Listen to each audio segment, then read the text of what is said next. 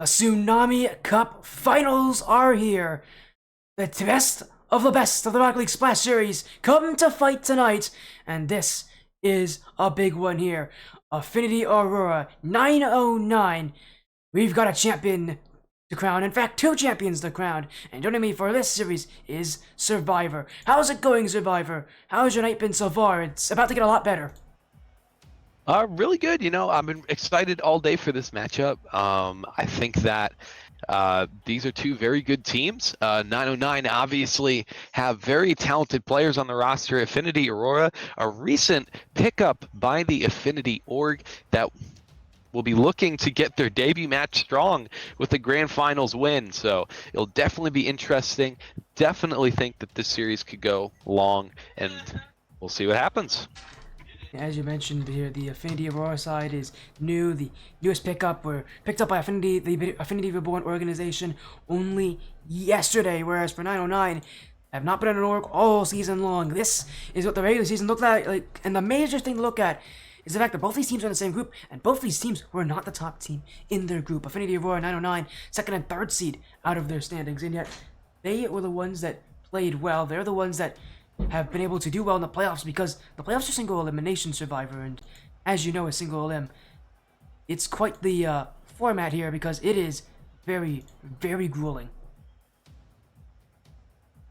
100%. It is definitely very difficult format, but both these teams, they've made it this far, and they'll be looking to cross the finish line strong here and leave no doubts about who the best in this division is. And yeah, should be no doubts. But again, those are our two teams. That's how they've gotten here. I mean, the upsets to just get here. Both of the top seeds lost in the semifinals. Affinity Aurora taking down Affinity Reborn, who had not lost yet, and Mach 10, the top team out of the group that both these teams came out of, losing to 909. We talked about how these teams have gotten here. We need to talk about who these teams are. Here they are themselves, and when you look at these rosters, immediately what stands out to me are the captains of these teams. That they're both very recognizable names, players that have won and have played at top level before, and players who can almost certainly do it again against each other. 100%. It'll be very interesting to see these rosters go to blows, and you look at both the rosters. On one side, you've got Sanzo, Killit, and Spade, who are three very talented players. You've got Hollow, Bava, and Aerials on the other side, who are equally as talented. And it'll be very interesting to see which one of those captains, as you mentioned, can help lead the team over the finish line and get that final push. Yeah, and I think a major thing to mention about this is the fact that 909 only 49 days ago won a $100 tournament, the Ascend Tournament Series Legends Cup. They were able to take the win over a lot of other high-level competition. It was a GC3 level tournament, so this tournament is slightly higher ranked, but the fact that they took that tournament and are in the finals here, I think it should come as no surprise. No, and Spade is no stranger to winning leagues either. Obviously, from my neck of the woods, being a BLCS champion a few seasons ago and was so crucial in their victory there as well. Definitely look out for him as he has that grand finals ice, and Aurora, they're going to have to find a way to deal with that, but they've got really icy players of their own. Yep, as you said, again, it's been quite a situation, but again, for Affinity Aurora, one of the big things that, for them, obviously, is the fact that they just got picked up. Used to be known as Pink Lemonade when it came to that regular season. And, they're still just as solid, and the fact that both these teams have gotten here should mean that you should not underestimate anyone. That's how good it has been. But still, the questions are there for these teams. You have to be able to show up when asked to, because no team's going to make your life easy. No team's going to give you a nice run for it. You are the one that has to be able to make that performance strong. And I mean, we've seen these teams. We know how good they can be. But man, this is it's not going to be an easy night. That's for sure. You've really got to bring everything you have to it. Definitely, you cannot afford to falter at all in this tournament, especially when you reach the grand finals. You have to hit that next level of performance in order to get yourself across the finish line. You can't continue with the rote and routine of the rest of the season. You have to bring something new to the table. You have to be able to just push yourself past your pre-established limit to really get yourself that victory. And both these teams, again, they have the rosters to do so, but on the day, who can adjust more? Who can be inventive? Who can make the changes required to go and win 4 out of the best of 7? Yeah, as you said, and you know, that too, that this is not the last match tonight. We've got the Cyclone Cup finals here as well. Pirates on a bot, taking on next to new Esports after this series. So we're gonna be crowning the final two champions here of RLSS Season 5. And again, I gotta say a big thank you to all of our sponsors out there for RLSS: GamersOn.tv, Invisible Entertainment, Latin 7 Gaming, Hetty Scarf King, Purchase and Resell, and Claim to Fame. Thank you all so much for being so supportive this season. This is as you guys noticed, a $200 prize pool. So yeah, there's a lot of money on the line as well for these teams, just to add a little bit more pressure into this scenario. So, you know, for both these sides, they've, again, have probably played on other tournaments with prize pools, maybe none nearly as big as this. And, well, again, I can't wait to see this match. Can't wait to see the one after this, which is going to have a $350 prize pool. I can't wait for Rocket League, I guess is what I should be saying, Survivor. And I know a lot of people out there are wanting to see this as well, because we're going to crown the champions. This is going to end the season 5 for LSS. It's been such a long season as well, and to see finally it come to a close, to see us finally crown our champion, there can't be any better feeling than that. No, definitely not. And it'll be very interesting. Again, both these teams are about to kick off here, seeing who can bring the passion needed to get across the finish line. It'll definitely be very interesting. I'm looking forward to it. I know you're looking forward to it. Let's see what happens. As you said, you've called it as well. Both these teams have joined on in. Hopefully, the tactical timeouts also at play here in the grand finals, so we're going to be seeing those utilized by these teams almost certainly during the run tonight. And again, it's a best of 7. It's one series. Your whole season rides on top of it. The pressure is high, but so are the stakes, and so is the glory. This is the Tsunami Cup Finals, after all. The second highest division in the Rocket League Splash Series. One team out of these two will move on through. To make it to this point has been quite a phenomenal run, but that run will end for one of them, right short of the goal line. It's 909 who's done it before on this stream. It's Affinity Aurora looking to make their org proud. This is a best of 7, and this is to decide who will take the crown. Definitely going to be an interesting match. You have 6 players that all have so much in their toolkit. Sanzo's going to find the opening effort. A mistake coming out of the gate from Affinity Aurora leaves it wide open for Sanzo to finish in the top corner. Yeah, Ariel there with that whiff, but Sanzo, you know, if there was an award for the most improved player during the season, he would be my pick. He would be my choice for that. And, oh, for 909... They've relied on Sanzo more in this series, and I've loved to see that out of them, because the more you can rely on players like Sanzo, who generally have been more defensive, the more that I think teams can be successful in playoff brackets. But as this game continues, they've got to prove more. As Affinity already looking for an answer. Bava, that one cleared back by Sanzo. To demo from 909 will open up space. Sanzo dribbled on the field, but that shot will head wide, and it's Affinity Aurora who will continue to wait back and sit in this back wall right now. I don't think they were expecting this early possession from 909, and you can see they still have not gotten used to it. No, definitely not. Sanzo trying to go downfield, not quite possible there, is 909. They've had good pressure so far, only a minute in, but it feels like they've just been dominating the game. Bava tries to put one downfield, but Killa will return the favor, looking for a counter. Horizon up, full boost to work with, goes for the corner. Nothing from this play here, as now Affinity Aurora has a little bit more of that midfield pressure, but you really would like to see an opportunity go towards the net sooner rather than later, or else 909 will just settle further and further into this first game. As you mentioned, it's gonna be one of those things where you gotta get a goal early. You really gotta set that mood early. You gotta set that tempo. Momentum matters so much at this level where things are decided by minimal plays, minimal choices. And right now, 909, they have control of that pacing. They have control of the confidence. But Affinity Aurora are looking to snatch it away, and well, they've gotten closer and closer. I mean, Survivor, you saw that most recent chance go right off the crossbar. Affinity Aurora are not that far from answering as a shot from Bava deflected out by Sanzo, and 909 are getting a beating right now as Affinity Aurora have not cracked the defense but are looking more and more likely to do so. Definitely. They've had a couple of dangerous opportunities, but I'm waiting to see the follow-up. I'm waiting for that second man to put in the final effort or at least make it a bit dangerous, because everything so far, yes, they've been good shots, but 909 has had it covered because no one has challenged them for the next effort.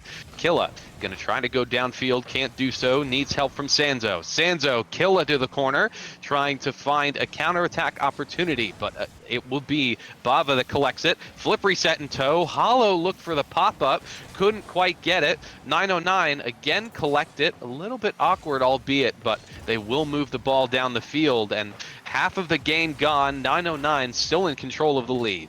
Yeah, they are, and it's minimal plays, it's minimal mistakes that have separated these teams, and really, the fact that neither team has been able to take all that much of a lead to tell you how close this matchup is a whiff there, and it's Affinity Aurora on the ball again. Bava, challenged by Killa, Horizon gets past one, but it's Affinity Aurora still with it.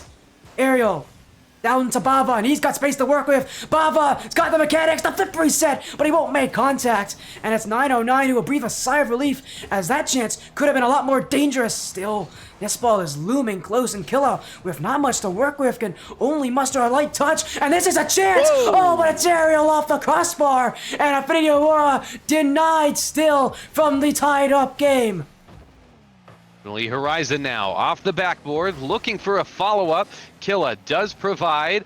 Down to Sanzo. Sanzo will be there for the follow-up. Won't need it. Killa gets a second goal in, and Affinity Aurora crack under the pressure, and now 2 goals behind here on Manfield. Yeah, it's just an awkward mistake. Ariel was moving back straight into net. They had, anticipated that shot, but had just been a bit too slow. And it's 909 now who have gotten that second goal. It's been such a low-scoring affair, but it's how 909 likes it. They don't a team that scores a lot, and against teams like Affinity Aurora, it's going to rely on that defense to beat them. But the defense for 909 has its first misstep, and Affinity Aurora finally cracked the goose egg. Definitely, and that will do wonders for them and their confidence as they cut the lead in half. Still a minute to go, plenty of time, especially with the pressure. But Sporty, an update from our other stream with Seth Tom. We do have an official champion for the Surge Cup, that being 100X Not Found. They did take it in Game 6, albeit very close all of the games, but they did manage to come away. Yeah, I think that's a huge storyline this season. It's one that people have all been looking to. The team that got second place last season in the Surge Cup, finally able to make the adjustment and get the win they so desperately wanted. Neither of these teams have won either, but they also haven't been all that active here, as another shot on, and Affinity Aurora continuing to just bombard that net, but 909's defense proving to be otherworldly. And as time runs out, Affinity Aurora may get 1 or 2 more chances. Sanzo, though, this one pinched by Ariel. Killa off the back wall, gets the fake, but Bava won't be fooled. And 909 back again. Horizon bumps, hollow to nets. Sanzo will be in the way. Maybe 1 more chance for Affinity at this point. But Sanzo, Horizon won't give it to them. 1 last shot, and that will find the top right. It's 909 who will secure the win in game number 1. And that is the difficult part playing against a team of veterans like 909 is just, they are so calm and collected. They know what needs to be done. They're confident they have the tools to get it done. And this game 1 was just cool, calm, and collected on the 909 side. Affinity Aurora gonna have to go to the drawing board because they outshot them 12-4. And still could only put 1 goal away. Yeah, as you mentioned, it's one of those things where it's going to be so tough because we are getting a call that they want to have a lobby reset. So we're going to quickly get some adjustments here. But I must say, Survivor, what a game one that was. It was close, it was tense, it was exactly what we wanted it to be. I think for a Tsunami Cup Grand Finals, and I expect that to continue as the series goes on. I mean, what we saw in that game is only a sliver of what we're going to see this series. There's still a lot more series to go, and a lot more games that these teams need to win. 909 may be one closer, but, well, they are still very far away from taking it. And as we again get that lobby reset for you all, again, make sure you get your predictions if you haven't already.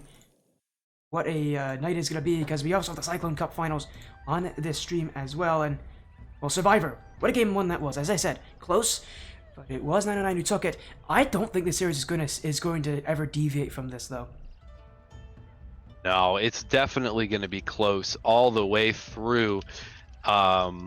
And it'll be interesting to see which one of these teams can go on and adjust. As I said, the grand finals, especially at this level, are all about adjustments. Teams have tactics, they have ways they want to play.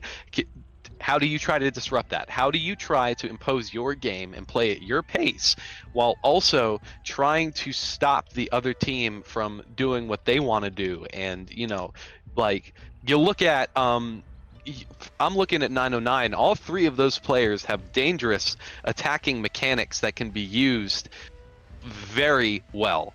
And Yeah. does Aurora match that with their mechanics? Do they try to go for more demos, create more chaos? There's a lot of adjustments that can be made between every game that they're going to have to start considering pretty soon. Yeah, and I think one of the scary parts about 909 is the fact that Santo didn't have all that incredible of a game. And I know this guy can have some pretty lights-out performances, so the fact we haven't seen everything from him yet should be a bit of a worry for Affinity Aurora. The nice thing is, though, they themselves have a player who also didn't have a great game in a lot of their players. Bava, Ariel, both had mechanics, both had the ability to get these solo plays to work, and they just couldn't find it. So they had to start, and that's one way to do it. Ariel will put it in, and Affinity Aurora's gonna take their first lead of the series as a couple bumps from 909, and oh, that is about as unfortunate as the play can be. Yeah, and it's a team-friendly fire bump. It looked like as Sanzo just got the bottom of Horizon's car, but for Aurora, that's their first lead of the series, and it will do wonders for their confidence here. Even if the goal happened by a mistake on the other team, that can go a long way in the grand scheme of things. Sanzo looking for the center, Killa off the backboard. Horizon will be there to collect. 909 trying to start pressure, but as you said, maybe not the most attacking output out of any of the teams. They might find one, but just bounces off the crossbar. Aurora looking for their second goal. They want to put a distance between themselves and 909 because it feels like any lead is insecure in this series unless it's a multi-goal one. It's Killa looking for the shot, can't find it again. Ariel has plenty of work to do, puts it down for an orange player. Sanzo with the shot will be stopped, but 909 now with the relentless pressure and nothing to show for it. Yeah, my goodness, the defense of Affinity Aurora is just as solid in this matchup. It really does feel like a matchup of two teams that cannot be broken, either in spirit or in defense. And Affinity Aurora is showing that whatever 909 can do, they can do just as well, if not better. 909, they're going to have a ton of work to do because, as I mentioned, they are not known for their offense. They have a good offense. There's a reason they're here, but they have a much better defense than they do offense, and that's going to become an issue for them, especially since their defense hasn't looked perfect this game, and Affinity Aurora has not had too many mistakes to show for. 909 will escape on defense. They're still looking for that goal to answer, but Ariel, the early blocks, some incredible defense from them, and if Ariel continues these early challenges, 909 is going to get more and more frustrated, and this game will shift more and more to the Affinity side. Definitely is. Killa looking for an opportunity, can't find it. Two players committed on the 909 side. They're starting to make more rotational mistakes as Aurora has just been relentlessly putting pressure on them. Ariel, touch to the wall, looking for a second. Will sneak it around one. Horizon gonna try to start a play of his own, but can't quite do so. Sanzo bumped away by his own teammate. Oh. Again, Hollow with a crucial miss. Ariel can get back just in the nick of time, but that was scary. Sanzo with the hard shot, again, just going wayward. Killa will look to keep the pressure alive. Looks for the center, can't find the second touch required. And once again, Aurora survive an onslaught from 909 and are looking to move downfield. If they can do it again and again, it starts to become something where you don't ask if it's a fluke, But you ask instead, is it consistent? And for Affinity Aurora, it feels like although 909's offense has not let go, they have had seen a consistent defense from Affinity Aurora. And with this game only being decided by a single goal, 909, there's no guarantee they will be able to score here, and that's a worry for them if they can't put shots on and in the nets. And as Affinity Aurora continue to challenge, 909 needs to find that play just through the midfield, but they have been caught with nothing. Affinity Aurora again, just punching their way through, but now's a chance for Horizon, and it's just to get offense for 909, albeit an offense that so far has not produced anything. Definitely. Bava looking to, again, just expand upon that lead, but Sanzo might have a word to say about it. Back down to Killa, looking for the final effort, can't do it. Horizon, down to Sanzo, shot goes in! Beautiful goal from 909, and we are all tied up again. You can't keep 909 out forever, that's for sure, and they make it very clear why they're the top team here. Something we haven't seen from them all that often has been that ability for them just to find each other. They love to pass, they love to make assists, and we see it here as well from 909. The pass off the corner is placed well, and it's all they need to get a goal on. Affinity Aurora is another shot answering, and it will be stopped as 909's defense now getting the onslaught themselves. Off the back wall, Sanzo will get the clear, but Killa and Horizon both jumping. That net is open. There, Sanzo won't get the touch, and it's going to net. But Killa will dive across, and 909's hopes will stay alive. Enzo looking for the ground shot, can't find it. 909 in a tough spot. Ariel looks for the pass down. A demo plus a 50 means 909 might have a breakaway, but Ariel again traps the ball, looks for Horizon. Aurora putting 909 in a precarious position, not much room to work with, not much boost to work with. It feels like Affinity, if they want to win, they've got to score here and now, but they couldn't do so. Ariel caught alone in the back, will take his time, looks for one more opportunity. 10 seconds remain. Ariel moving downfield. Horizon to the center, looking for Killa. Goes across again. Will Killa have one more opportunity? 909 take the shot, it's off the post! Almost, but couldn't find the finishing effort. Overtime in game 2. Sporty, this has been crazy. I'm surprised we've only seen 2 goals combined from these teams with the chances that we've been seeing. The defense, the circumstances have been perfect to make this game close, but we're in our first overtime of the series, and this is where things get a lot more dangerous. Killa there, stopped in front of the nets. The pressure riding on Affinity Aurora's backs at this point as the early defense being required of them. Horizon, Sanzo, he's got that angle, but Hollow's got the block, and it's 909 who will have to wait back as another chance for Horizon. Ariel, the dunk, Sanzo to just send this one and get offense back, but 909 chasing after the ball, and they don't have the boost to make it happen. Affinity Aurora has done so well to suffocate this team that whenever 909 try to play chase, they just can't win. A Sanzo double tap in for Killa, and Hollow will take this one away. Affinity Aurora stay in game 2 out of miraculous circumstances.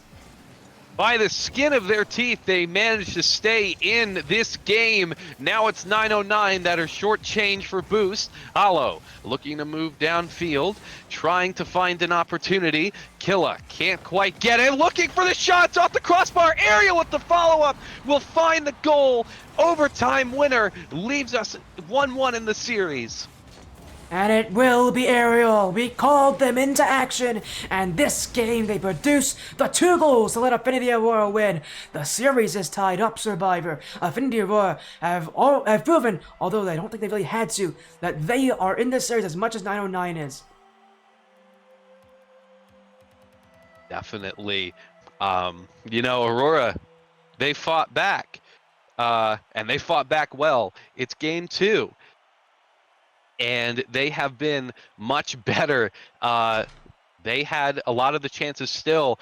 Still shocks me how we only found 3 goals out of this second game, honestly. I think there should have been like 10, the way the offenses were just firing, but credit to both teams' defense. They've been fantastic. 6 saves on the side of Aurora, or 5 saves. I can't math today. 4 saves on the side of 909. It's been really good. It has been. I think that's an understatement, my guy. That's an understatement. It isn't. It's only been very good. No, it's been amazing so far, and we've only been through 2 games. There's still a whole lot more to go through, and that's the fun part about these matchups, about these grand finals. Not just everything's involved, but these matches are close. These matches are competitive, and everybody knows that they've got to be at their best behavior. What we've seen so far is only the tip of the iceberg. There's still a whole lot more to come from these sides, and well, for what we've seen already, I want to see a lot more of it, because I know we're going to see a whole lot more action here.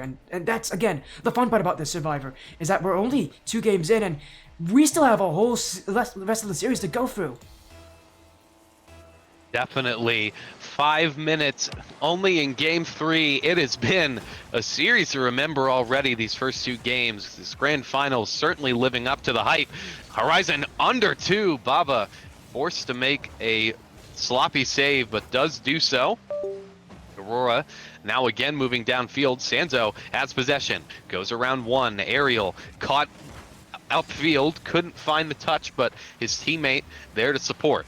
Aurora looks to get a shot on net, can't do so. 909 moving the ball downfield well. You'd like to see them keep possession a little bit more, because they're trying to bang it downfield, and they couldn't even get that far this time as Hollow finishes his dinner. Has a powerful shot there, 909 with a simple mistake, and you know, with how much defense they're playing, those mistakes are going to prove more than just costly. Man, that's gotta be a real punch to the gut for a team that had already lost last game in a disappointing end. It only feels like for them, maybe the momentum's going against them, and I think 909's starting to feel it here as Affinity Aurora taking control of the series, and if 909 don't get their act together, this could be a very quick end to the series. Definitely. Hollow now, looking to find an opportunity to move downfield. Aerial tries to find his own touch, but can't quite do so. Aurora, again, starting to really put 909 under pressure. Horizon gonna have to clear on little boost. He looks to move all the way downfield. Couldn't find the last touch. Sanzo needs to find something here. You said 909 don't really produce as much offense as a lot of the other top teams. That could prove to be a problem in a grand final setting where often defenses sometimes get a little shakier. They start to falter under the pressure, and you need those mechanics and you need that offense to back up when that happens. And right now, it doesn't quite feel like they're doing that yet. They have the ability to, but they're double commits, they look shaky, and Aurora is taking full advantage of that. It is. Aurora is there, and they're fighting, and they continue to do that game after game, as now Hollow's double tap will be wide, but Bava will find it and fire it home. Affinity, Aurora, if they can't put the shots on, they'll just demo everyone else, and that net is open for Bava to take.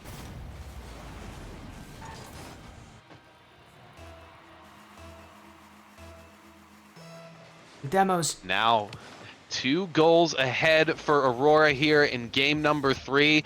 909 need to find a response, and soon that double commit will give him an opportunity, but Sanzo skies it to the ceiling as Aurora looks to find another counter. Aerial has a touch, made it awkward, but 909 again with another crucial miss out of the corner. Killa barely gets his hand up for it. Hollow looks for another opportunity. Sanzo pops the ball up. Aerial's waiting for Sanzo to use his boost. Bava backflips, leaves it open for Killa, and a couple defensive mistakes coming out from both teams as the series is starting to, I think, shoot everyone's nerves a little bit.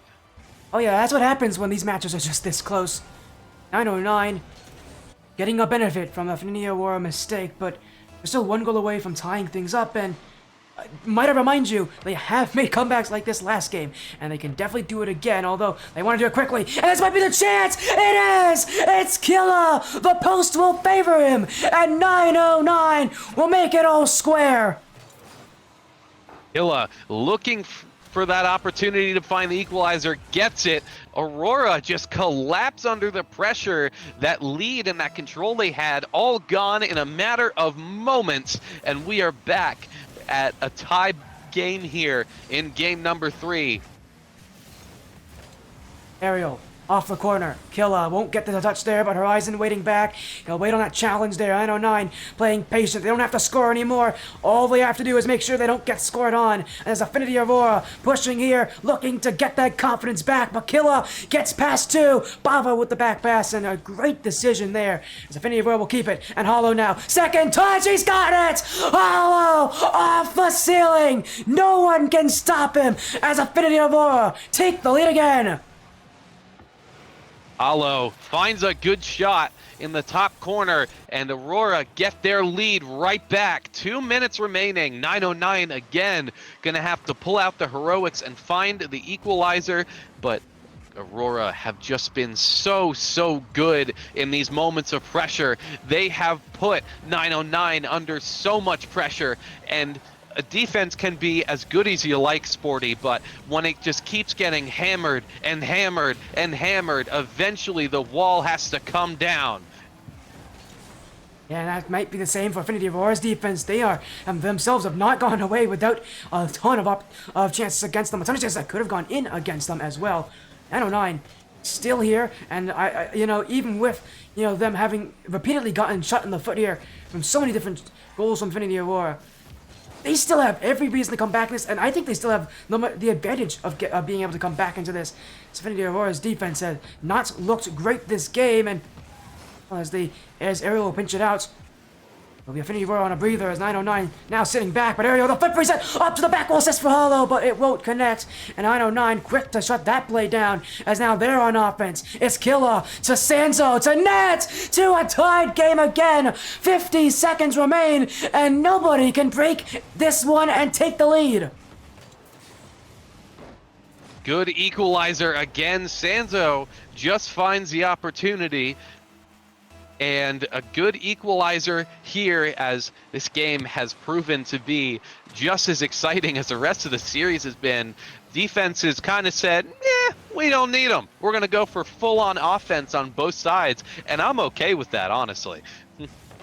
Yeah, me too. I think if there's any game that we could enjoy, it would be offense on top of offense, and I think we've been given a good amount of that this game. I also just love defense on defense, and I think really we've been blessed to have both of that at points in this series. This is the offensive game. We just saw a defensive game, and we've still got at least one more goal to come from here in this matchup, but 909 who are the ones who want to take that initiative, as that pinch will be easily clept away by Ariel, but as 10 seconds remain, Affinity Aurora, maybe Ariel can get themselves a chance. Killa though, back, Hollow to dunk, Horizon's dunk too, and that backfield is open for Affinity. Hollow wins the challenge, but Ariel's backflip, and it's 909 who will see this one end, our second overtime in the series, and this time 909 have the momentum. Definitely. 909 have that little bit of pressure. Almost got burned on a 50. Sanzo, ball up. Looks for the second touch. Can't find it. Horizon all the way downfield. Has a double opportunity, but Ariel gets good control. Horizon makes it awkward, but still gets around an orange player. Sanzo has a touch. Bava looks for the double. Horizon's going to have a shot. Waits too long, and 30 seconds gone already. 909 still have a lot of pressure in the blue half. And that's the scary thing about this overtime. There's no stoppages anymore until someone scores. So for 909, they could theoretically keep the offense forever. Although forever won't be possible with Affinity Aurora playing like this. Sanzo, Bava won't get that touch, and it's a little awkward for Affinity, as 909 are quick to suffocate that play, but it won't result in an immediate shot, although Sanzo will still throw one at net. Affinity Aurora sitting back well. They have a strong back line, and they always have someone waiting in front of that net. They're not taking any chances anymore here in Game 3. Sanzo looks for the top corner effort. Will find it. That is a great goal by 909, as Ariel, put under pressure by Killa, has a touch to spare, and that is the pinpoint accurate shooting from Sanzo. And Sporty, you said that you expect big things from him. He delivered in this game. Yeah, you can call me an analyst. Thank you very much. Here, as 909 will take Game 3, a second overtime in a row here. And I have a feeling this series will go all the way to Game 7. Again, we have our Cyclone finals on their stream after this, so they might have to wait a little bit for their match to start, because neither of these teams can seem to find a deadlock. Every game has been decided by a single goal. Every single one has been decided by one goal and one goal only. And I think we're going to see that continue here because, well, who knows what comes next, but I have a feeling Affinity Aurora, with how they're playing, they're going to come right back and take a game their way. Oh, definitely. I am smelling a game 7 around here. The way that this series has been going, just neck and neck. Every second, it feels like I don't know who's going to win, let alone every game. Just so back and forth. Both teams have been really solid. We saw a couple more mistakes coming out of this game. If 909 go ahead and win this next one, obviously, I would think a tactical timeout would have to be used, even just to stop the momentum. Because Aurora, they definitely have what it takes in their bag of tricks to go on and win the series, but 909 has just they've come back every time. They've been under pressure. They've been 2 goals down in game 3, and they came right back, and they looked good while doing it. It may not be the prettiest Rocket League ever, but it's effective Rocket League, and that's what you need in a grand finals. Yes, Affinity Aurora now, their chance to make amends. No surprise, I think, to see them not use that tactical timeout here. The only problem is, this series has been at a deadlock since game 1. We have seen every game decided by 1 goal. And not much more than that, and unless we see one team run away with it at any point in this game, I expect that to continue as Affinity Aurora, well, obviously didn't have to use that tactical timeout, even though I reminded them in chat. These guys, they're confident for a reason, and that's a good showcase of it. Definitely. 15 seconds and already a goal. It just feels like every game we just start off with some bangers going on, but goal number 2 might happen. Hollow has an opportunity, floats it towards the net, but not enough power to beat Sanzo, who now has the ball. Looks for the middle pass toward the teammate. Killa off the backboard. Ariel will only have the 1 touch and returns it right to sender. Hollow doesn't get control. Aurora, awkward. 909 get bumped, and a sequence where it felt like any 4 players could hit the ball. No one does, and we're right back at square one. A reminder to you guys, this is like GC3 SSL, but these players will sometimes still have their occasional bronze moments. Affinity Aurora having one there, 909 having a response. Oh no, I should not have spoke too soon. Horizon was saving his bronze moment for now, and it came at the absolute worst time. That's a caster curse and a half right there, Sporty. I do apologize. Yeah, no, I absolutely cursed Horizon there. But hey, you know what? What happened last game? Remind me. Actually, I'll just tell you. They went down 2 goals. They came back. They went down another goal and then won the game. You can never count 909 out, especially when it's only been a minute. But again, it feels like even a couple more mistakes coming out from them on defense. Although last time I said that, they won the game. So I think that I'll leave the analyzing to you, and I will just be the commentator. Well, so far, I wouldn't disagree with you, and again, it's the caster curse. It works. It's here tonight, and it's here to curse everybody here. And that's the fun part about it. So you can say one thing, and the teams, they love to make adjustments. They might just completely turn things around for you. As Horizon, man, he's looking for another own goal there off the back wall as he almost whiffed that one as well. Horizon's having a weird game, I'll be honest, with the back wall, and it has not been pretty here on Utopia Coliseum.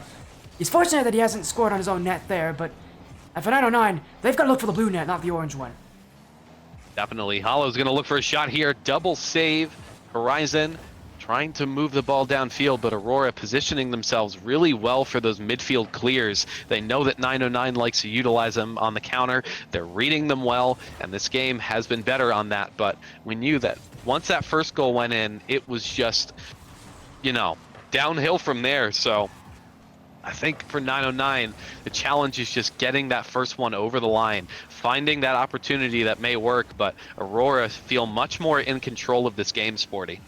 They do, and the fun thing about this Aurora team, when they're in control, they love to go for flashy stuff, and we're already seeing some showings of that, a lot more flip resets, a lot more height-angle shots, and 909 is having their work cut out for them here in this game when it comes to making those blocks, when it comes to standing in the way.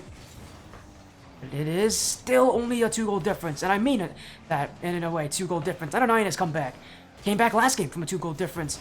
Very quickly, might I add you, and Affinity Aurora, don't pay attention. 909 can do it again here.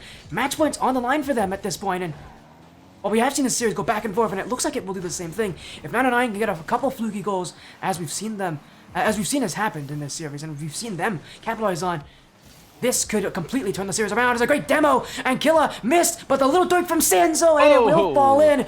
909 made that very difficult for themselves, but they will still get the goal anyways, as, man, that was supposed to be a pretty easy shot for Killa. He hit it off target. Sanzo, fortunately, in the right place.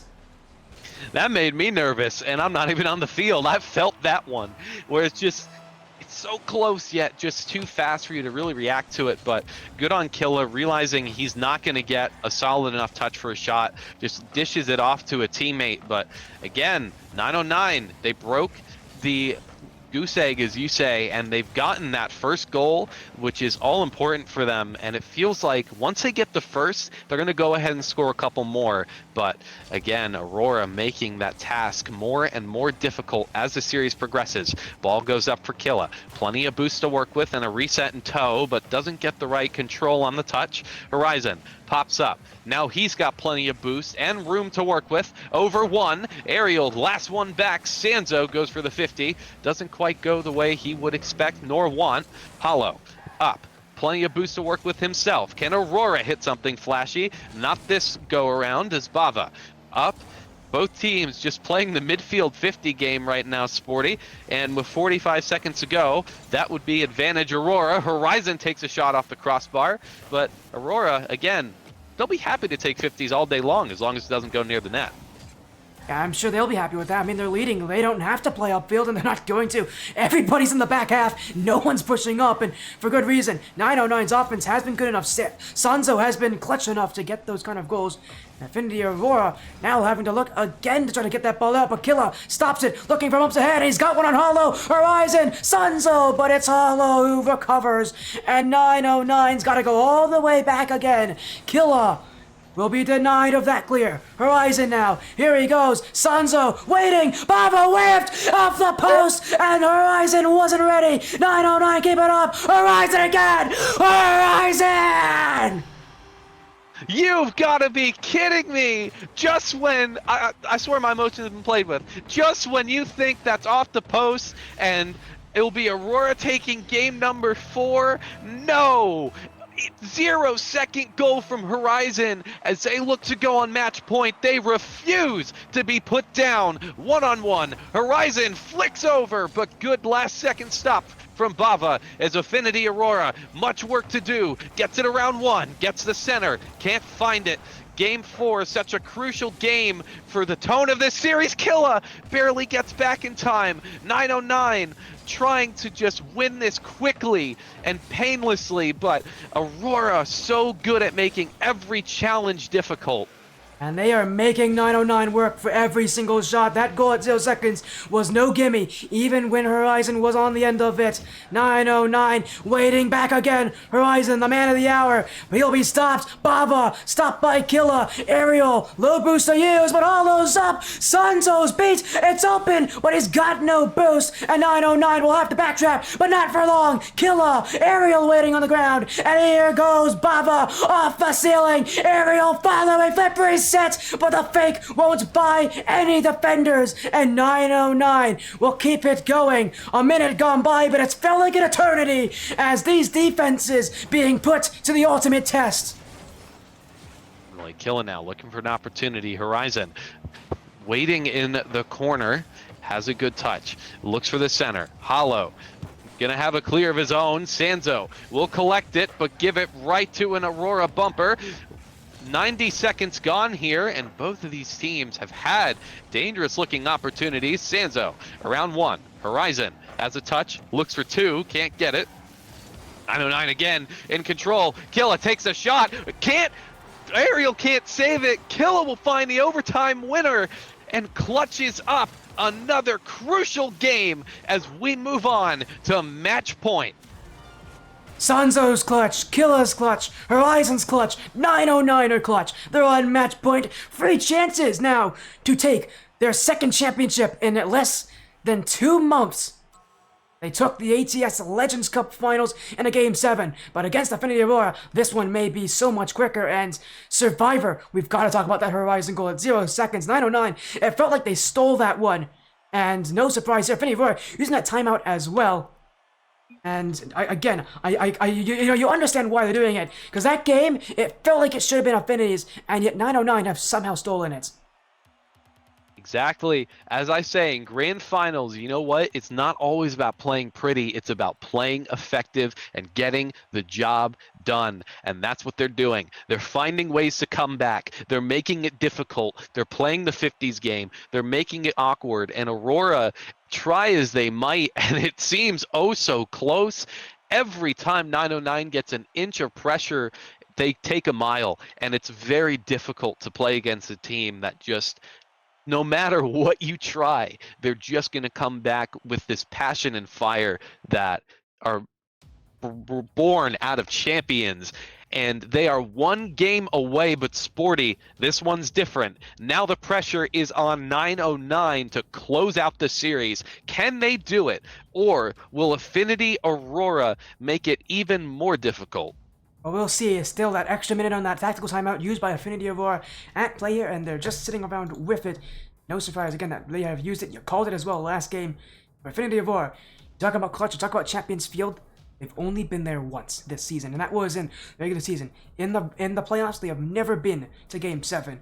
909 on the other side haven't either, and so no team really wants to be there. But Affinity Aurora now forced to do that, and, well, I hate to say this for them, if they haven't been to Champions Field all that often this season, getting there now is going to be all that much more tougher for them. Definitely. And I'll tell you, this timeout, crucial for this team here to really just honestly take a deep breath. They're playing fine in the first half of these matches, and then the pressure starts creeping in, and that's when they start to make their mistakes. They've got to calm down. They've got to play the Rocket League they have been working on all season long. They're here for a reason. Both these teams are, because they're good, and they have, you know, this ability. No player on this field does not deserve to be here, and they have to realize that now. Well, now's the time for Affinity Aurora. If they want to stay in the championship, this is where they've got to prove it. 909, 5 minutes away potentially from being Tsunami Cup champions. A team that had no work for the season, has had no work for seemingly the longest time, and has really been a surprise that they haven't been on one. Now's a chance to really prove that they deserve to take it, but it's all out to score first on Affinity Aurora to have proven that that tactical timeout was used quite well. Definitely another fast start from Affinity Aurora. The difference will be if they can hold on to it this time around, as right now they have the first goal, but they need to keep the lead, as 909 have proven they will make that anything but easy. Horizon has control. Doesn't get the touch he wants. Killa forced to intervene with low boost to work with. Sanzo rather, will now look to move the ball downfield, almost finds the goal. Horizon, double, couldn't get the second touch. Killa now off the backboard, and Hollow will have control as 909 forced back into their own half a little bit. Just as I say that, shot opportunity. Sanzo looking for the goal, can't find it, but Killa will keep it in tow. Hollow forced to play an awkward touch. 909 are playing close. They're playing fast and furious. They are putting on more pressure than we've seen in any other game so far. They want to win it here on Aquadome. Yeah, they want nothing more than to see this series end quickly Ooh. and efficiently, and this might be a good chance, Sanzo! But Bava, I don't think he had any boost left on that save, and he somehow had enough just to get himself in front. And the Aurora, playing with the pressure on them, not on 909. And as I said, if they really want to take this grand finals, this is where you gotta prove it. This is where you gotta show it. 909 is gonna make them work. They've known that so far. And really, they've got to mostly avoid that overtime, because that has been a killer. And, well, for Affinity and their chances, this first goal is going to help them, but 909 have proven first goals don't matter at all. No, this series has definitely proven that. You know, the first minute, no, discard it. It means nothing. As both these teams have just been so good at retaliating and finding ways to come back into it. The series has been one of the closest I have remembered in recent memory, even despite the current series score. Hollow has the ball. Killa looking for the shot, will find it, but no dice this time around. Hollow has an opportunity, looks for the effort. Bava will take the shot off the backboard, off the crossbar for Aerial, as 909 under a lot of pressure, maybe making a couple more mistakes than they'd like. Halftime come and went now, as 909 looks to move downfield. Sanzo misses the shot, and Sporty, things are starting to look a little different this time around. They are, but I still don't doubt 909 being able to come back. You can't doubt them. Not with Sanzo shooting on net like this. We saw last game.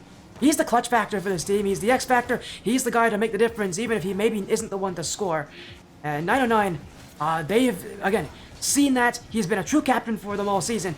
But now is your time. If you if you want to end the series now, this is Sanzo's time. Just run away with this. But Affinity, Aurora, letting none of that happen. As Bava now in the midfield. Sanzo up again. He's got past Hollow and Horizon and Killa both up. Killa to take it. But it is Aerial on the crossbar itself who will see that shot go up, up, and away. Shot, lower corner, just off the frame. 90 seconds remain. Sanzo moves downfield. Killa looking to find an opportunity. Does fake it around one. Hollow forced to play a loose ball. Sanzo will follow it up. Goes downfield. Horizon looks for the bump. Sanzo misses the finish. Killa, can he recollect and regain? Looks for the flip reset shot. Horizon will finish the dinner, and equalizer for 909.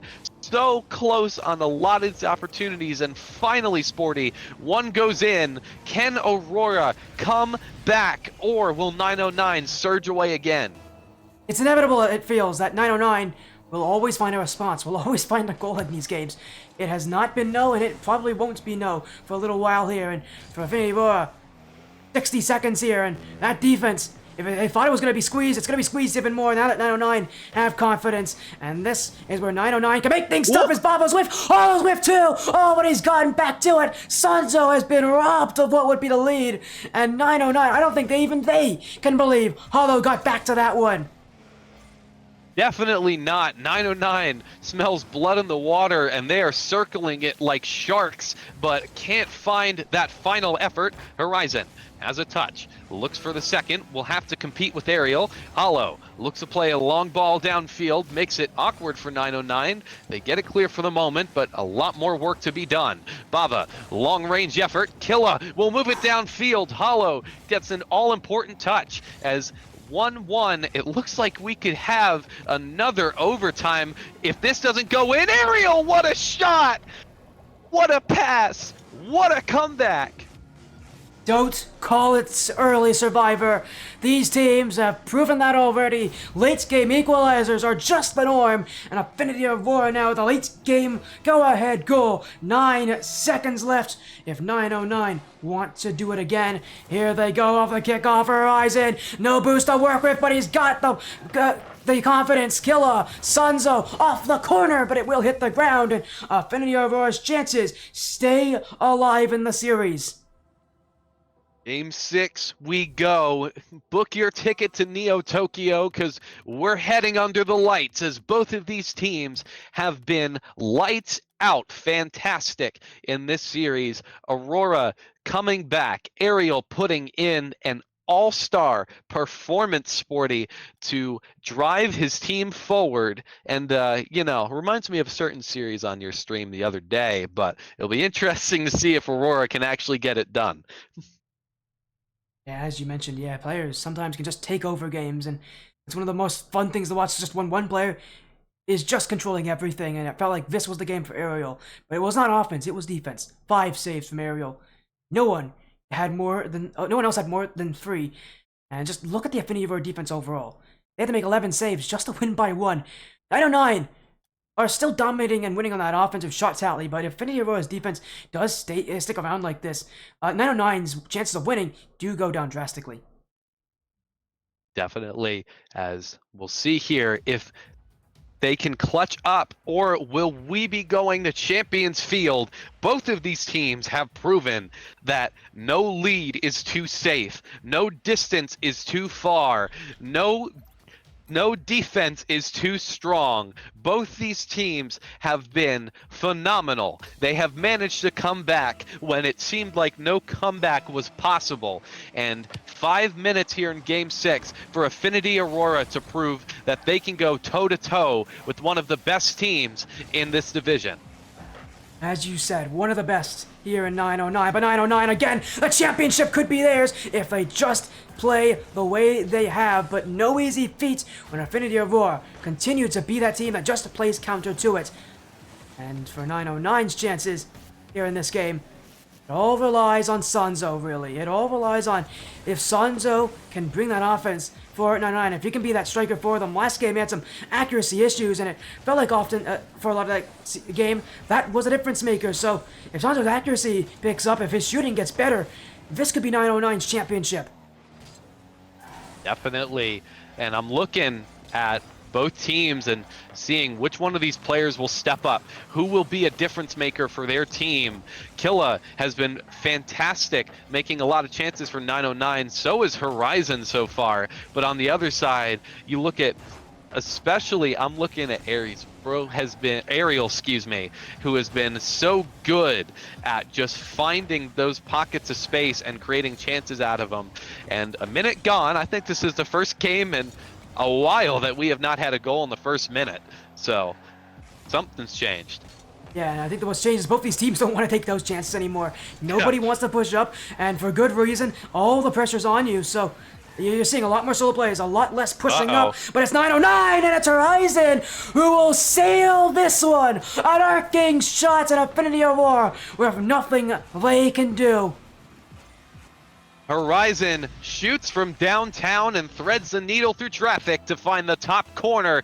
All of Affinity Aurora overcommitted in the midfield, and great vision from Horizon to find that opportunity as one goal for 909. This is also the first game in a while where they have gotten the first goal and taken the lead. I think it's been since game 2 or 3. My memory doesn't always serve me so well, but it has definitely been a few games as Hollow looks to find the equalizer, puts it bottom corner. What a gorgeous effort by Hollow, as again, both teams pulling out all the stops to ensure they're the ones on top here in Game 6. Yeah, and Infinity War just proving to us that, like 909, they do come back from being down. As I said, and as you said, the first minute doesn't matter for these teams, and it seems like it won't matter either, because now Affinity Aurora is leading, and that goal from 909 does not have an effect. Affinity Aurora off the kickoff, perfectly done by Hollow. He did it all himself, and 909 now put in the hot seat. Definitely, they've got a comeback to do. They've got 3 minutes to do it, so. But they're now 2 goals down, a kickoff goal, and Affinity Aurora, they're getting their confidence back, and they're strutting their stuff, and they're doing phenomenal. And 909's kickoffs have both been horrible. The first one they lost too horribly, and the second one they won too much. So for 909, that is about the last and the worst way to give up the lead, and not just any lead, but a 2-goal lead, is just through the kickoff. Something that I'm sure these teams have practiced so much and so often in their time. Is now another overcommit, and another one that's going to fall in for Affinity. My goodness, 909 have completely fallen apart. The defense, which has usually been what's kept this team in it, is now non-existent. So I talked about Ariel. Hollow, I think, took that personally. He has 3 goals in the span of a minute and has just been fantastic. And he is finding a lot of efforts, making it awkward. This is what I talked about. In a grand final setting, you want to make it difficult for the other team to play their game. You want them to feel the squeeze. You want them to feel the pressure. And right now, you were to ask me who I thought was winning the series on games, I'd say Affinity Aurora, because they have been all over the place. But still, half a game to go. I've learned never to count 909 out, and I will continue to not do that, as, you know, still 2 minutes, and if this game has proven anything, is that a team can just go nuts in the span of 30 seconds. Well, Santo's going to start it off there, off the sidewall, and yeah, you made a good decision there, Survivor. 909 still have hopes in this series, as Sanzo with a great touch, and it's just powerful. That's all that it really takes to beat Ariel there, is a good amount of power. And it's 9:09 with a little over 2 minutes to go to take this game, but really more so to get themselves the confidence, because even if they don't take this game, if they're confident going into Game 7, that could still very easily spell disaster for Affinity Aurora. And 9:09, I mean, their team, if they have that confidence, Affinity Aurora can't seem to stop them and can't seem to slow them down. So I think for 9:09, it's more important for them just to get momentum, because if they do win this game, it's great, they win the whole series. But if they don't, if they have that advantage in Game 7, Affinity Aurora will have to fight from behind. Definitely. And 90 seconds to go here. Bava looking for the backboard touch. Sanzo will get it clear, but 909 can't afford to just play loose clears into the blue half. They need to keep the ball close. They need to create opportunities. Killa might have one here. Gets good wave dash out of the corner, but can't find the ball. Sanzo takes a shot, blocked by Hollow. More work to be done as 909 continue to surge through on offense. Yeah, they're searching. They're really searching for any openings here from Affinity Aurora, but none have shown themselves so far. Now Bava's got the block as Killa. Here he goes, and that's the opening there! At Horizon's got nothing but net. 1 minute exact on the clock, 9:09 are one goal away, and this starts to feel like familiar territory. Now, if you're ever in need of a goal, call on Killa, because he has been providing so many of these opportunities for 909, seemingly out of nowhere it seems. He'll just get a touch in the corner. All of a sudden, it's past all three players. He has created so much. Him and Horizon especially have been extra potent on the attack when they need a goal. Horizon gets a good touch out of the back. More work again required. 45 seconds remain. Killa, tactical fake down to Sanzo as ball goes down. Sanzo with a good 50. Horizon with the follow-up, but it will be Affinity Aurora with all the pressure. Killa looks to clear downfield. Sanzo gets a good touch. Goes all the way downfield! And again, another long-range effort as Aurora commit all their numbers when they didn't have to. And 909 will say, thank you very much. We'll take it. The second time this game, Affinity Aurora have been caught out with that play. And it's 909 who have taken both those goals quite eagerly. And it's a reason why, it's a reason why I say, not just the reason why, that they're back in this one. And now with 20 seconds to go, 909, it feels like golden goal. If they score next, surely that will take this game. But Affinity Aurora, they still have their time, but they've already committed upward. 10 seconds to go. Killa, the dunk, but he will go backwards over Horizon. But he will double back to it, and I think 909 are going to let this one go for overtime here against Affinity Aurora, and yes, they will. They're one goal away from the championship, from winning the trophy, but for Affinity Aurora, one goal away from sending us to Champions Field. Killa goes under, goes for the musty. Sanzo trying to finish it off. Ariel with a great save as almost for 909. Sanzo again just can't find it. Ariel stepping up big in their moment of need. 909, all the pressure so far. Killa gets a bad touch. Hollow returns it downfield. Top corner sends us to Champions Field. There's a lid on the Affinity Aurora net, and nobody can pierce the armor. Hollow with the shot, and this one only saw net. We've got Champions Field. We've got Game 7 to decide this one.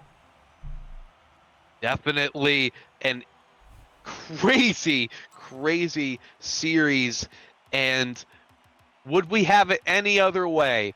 Game 7 in a history-making series. It's been just nothing short of entertaining, and we still got the most crucial game to go where we find a winner of this thing. Yes, again, what a game. My, oh my. There was nothing but pressure here on 909, and I'm surprised that they have already said they're not calling the tactical timeout here, Survivors. So 909 feels confident, even with how last game ended. I think, you know what? At this point, they do have some momentum still. They have a lot of shots. They didn't play bad. Just one defensive error at the end of the day. Honestly, if I were to take a timeout on their end, I'd do it more to ice up Aurora than try to change anything. It almost worked, and they've been good all series, but Aurora now have that 2-game win streak that is dangerous. But Game 7 is where everything changes. Everything is thrown out of the window, Sporty. It's even. Both teams now only one thing on their minds: winning this 5-minute game. Nothing in the 6 games before matters, as one game remains till we find the champion of the Splash Series division. Championships make legends. Game 7s make legends. The RLCS champions hang in the rafters, and 909 want to be added as RLSS champions here. But it's Affinity Aurora looking on the comeback. Have been toe-to-toe with this team. They were 3-1 down, but the comeback is almost complete. And right now, the pressure has got to be at an all-time high for both these sides. They know what's at stake. A $200 prize pool awaits, but more than that, it's RLSS, the RLSS trophy, and everything that comes with it. Affinity Aurora on the blue, 909 on the orange, and well, what we've seen already has been quite pure madness. Game 7 is going to bring that all to its close, and expect these teams to throw everything they have at that net. Definitely. 1 minute gone already, and neither team scored. So again, outlier for how this match is gone. 909 look to move downfield, but bumps all around mean that, nothing can be created yet. And it's always interesting to me, Sporty, to see how these teams will play. Will they go for less opportunities and play a bit more cautious, or will they go full speed ahead to try and take some risks to get that lead? It's always interesting to see what teams decide to do on this field that means so much in almost every tournament in Rocket League. It does. This field, I mean, it's had a history with it, and it continues to have that history as still no goals, but again, when the Lights of Champions field, that's where the best of the best come to play. That's where the best of the best win. That's where your playmakers and your team captains need to be there. 909 right now, who have had nothing on offense. Affinity Aurora continuing to just stay close to the nets. They are just making sure that 909 don't have offense. They don't need to have offense themselves, because they know as long as they keep the play themselves, they will have chances to score. But it's a 909. Pushed upfield, but pushed up a bit high. Horizon last back, Hollow to the corner, and this one with Horizon on a very strong touch, but it's Killa to keep him out, and it's a long touchdown field. Hollow will get to it, but on low boost, Killa, midfield, this one across, Bava will save, and it's 909 again, who are only getting small looks at the net, and those looks are just not going to give them a win. Definitely halfway through this game, and it does feel like both teams are playing a lot more cautious. Only 2 shots shared between the teams so far, and we're over halfway done. It was a lot like that game 1, where a lot of challenges in midfield, a lot of, sort of air dribbles, solo plays, trying to just break the armor a little bit. But with 2 minutes to go, I think both these teams are going to start taking more risks, because that Game 7 overtime is never a position you want to be in, where you have to play perfect Rocket League or else your championship is over. This game may only be decided by a solitary goal. That's how close it's been, and Bava wants it, has it, the dribble! Bava! Don't mistake him! This is him, and this is how he moves! This is him. He is him. Finds a beautiful effort to put it past the 909 defense. When you are on this field, you need the magic to go ahead, and that's what he just did. Hollow looking for the second, but Killa has a touch in toe. Look for the pass, but Horizon, maybe a little miscommunication there. He went for the bump. Sanzo won't bite on this pass opportunity, as now it feels like Affinity Aurora have some confidence that 909 maybe doesn't have. But 909, they have to start taking risks. 70 seconds remain in this game, and it's the 70 seconds that will decide whether Aurora will be champions or whether 909 can pull another miracle comeback.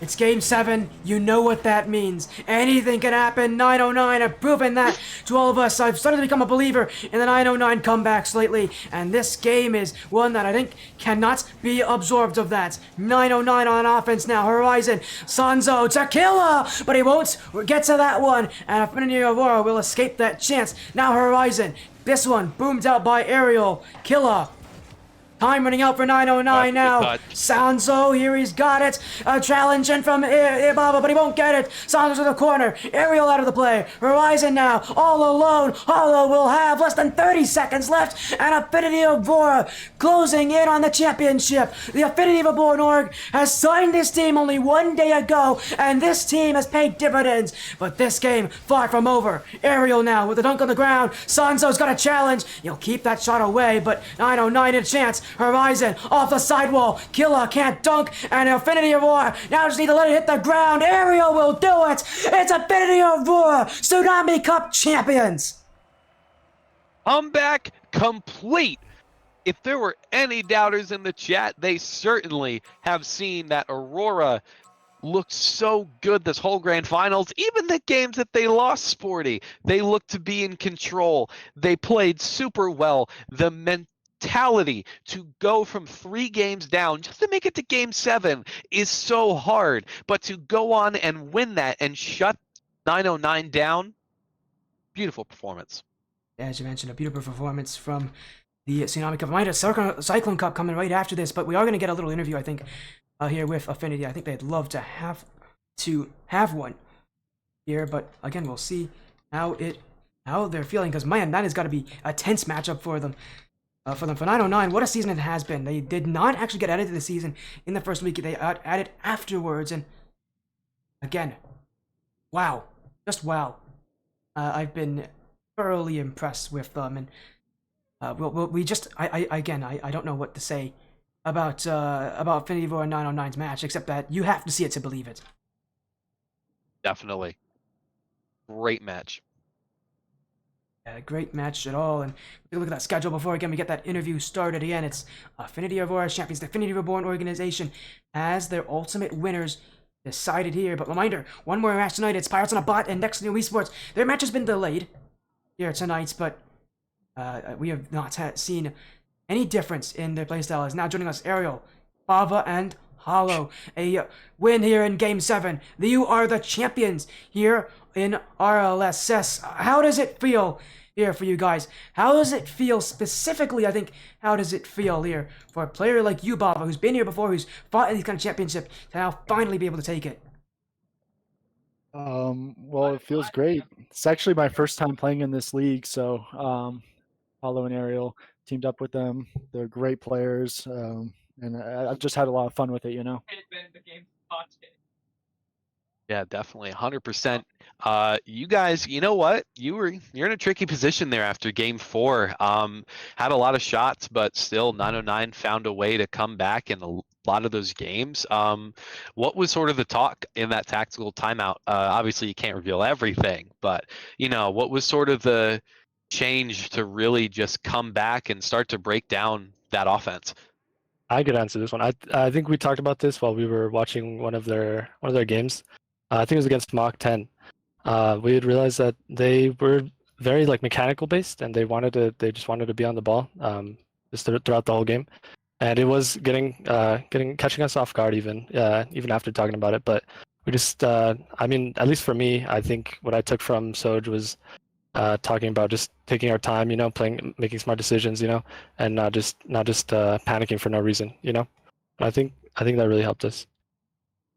Thank you, Ariel, as well, telling us about this pressure that you guys are in, but there's no more pressure than being forced to make a comeback. And Hollow, it was really your work, I think, in a lot of ways, really setting up your teammates that was able to, you know, make that comeback. 3-1 down in the series.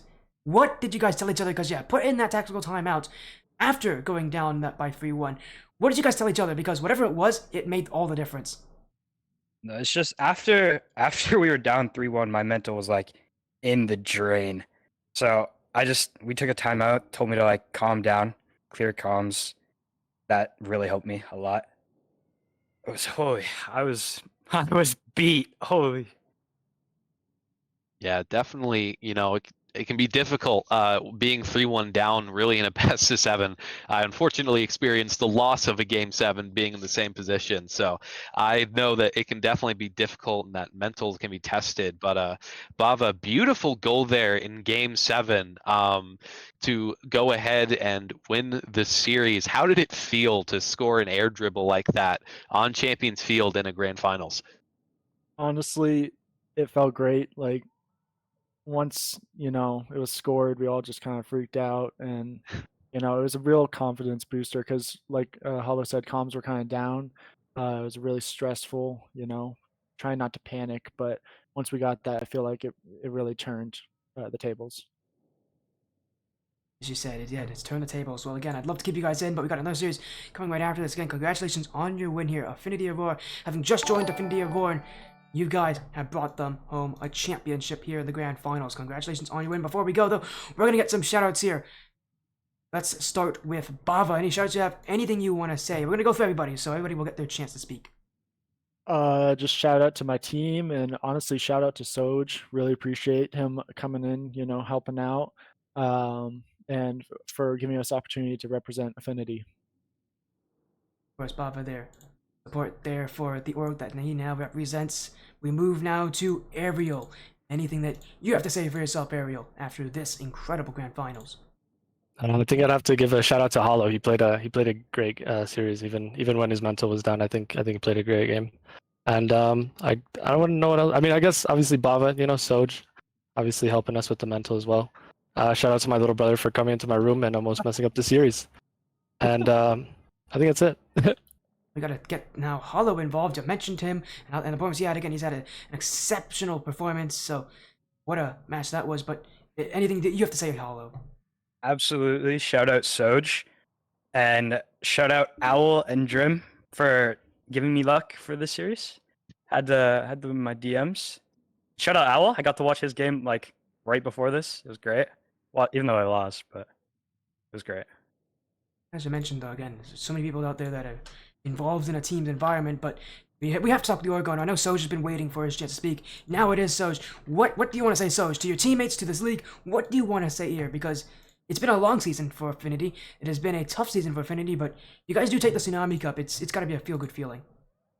Yeah, I mean, obviously, we wanted to be here ourselves, but it couldn't be more of an honor to have, a team like Aurora with, Hollow, Bava, Ariel, taking it home, for everyone as a whole. Like we had 3 teams coming in at the very beginning of the season. We end it with 4, and having Aurora really like avenge all of our other rosters is a great feeling. So I'm really happy for them, and I'm glad they were willing to hop in with us. Wait, Yeah, Sporty, I would love to say one more thing. Yeah, go ahead, Hollow. The time. And we you have talk time. about the fact that Soj made a championship graphic before the series started. That's confident. bro. That's confident from Soj. So again, love to see that here. But I know for you guys, again, you guys are gotta go off and celebrate. So why not go there? Thank you so much for joining Ariel, Bava, Hollow, and the org owner in Soj. Congratulations on your win. Have an amazing rest of your nights, and hopefully we'll see you in season 6. Thank you. Well, Thank you. Well, Thanks for having Survivor, us. your night has come to an end here. We got another series coming up, and in fact, it's been delayed a lot, but because of this first series. But it's worth it. Here, Survivor. Is there anything you want to say before we'll, go to a quick break? And we'll be back with our Cyclone Cup finals. It's always a pleasure to be here in the Splash series. I love the vibes here. I love the competition. One of my favorite leagues to cast at the moment. I hope I'll be back soon. Thanks for having me, Sporty. It's been fun. As you mentioned there, it's been a fun night, but for me and Survivor, there's still one more match tonight. This is it. Pirates on a boat, not Pirates on a boat, already took their name. Pirates on a bot, next to New Esports. One more best of 7, the Cyclone Cup Finals, our final champion of Rocket League Splash Series Season 5. We decided soon, but after this break.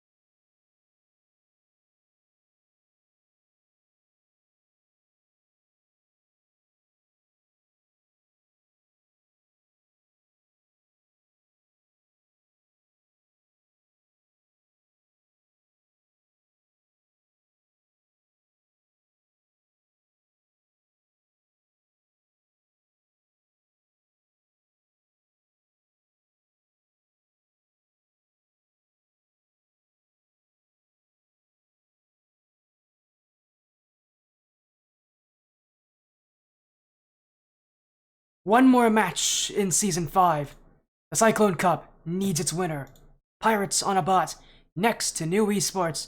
AnthonyMalum joining the stream, and, well, it's one more best of 7, my friend, and this is the biggest division in the Rocket League Splash Series, and finally, it's going to come to its close.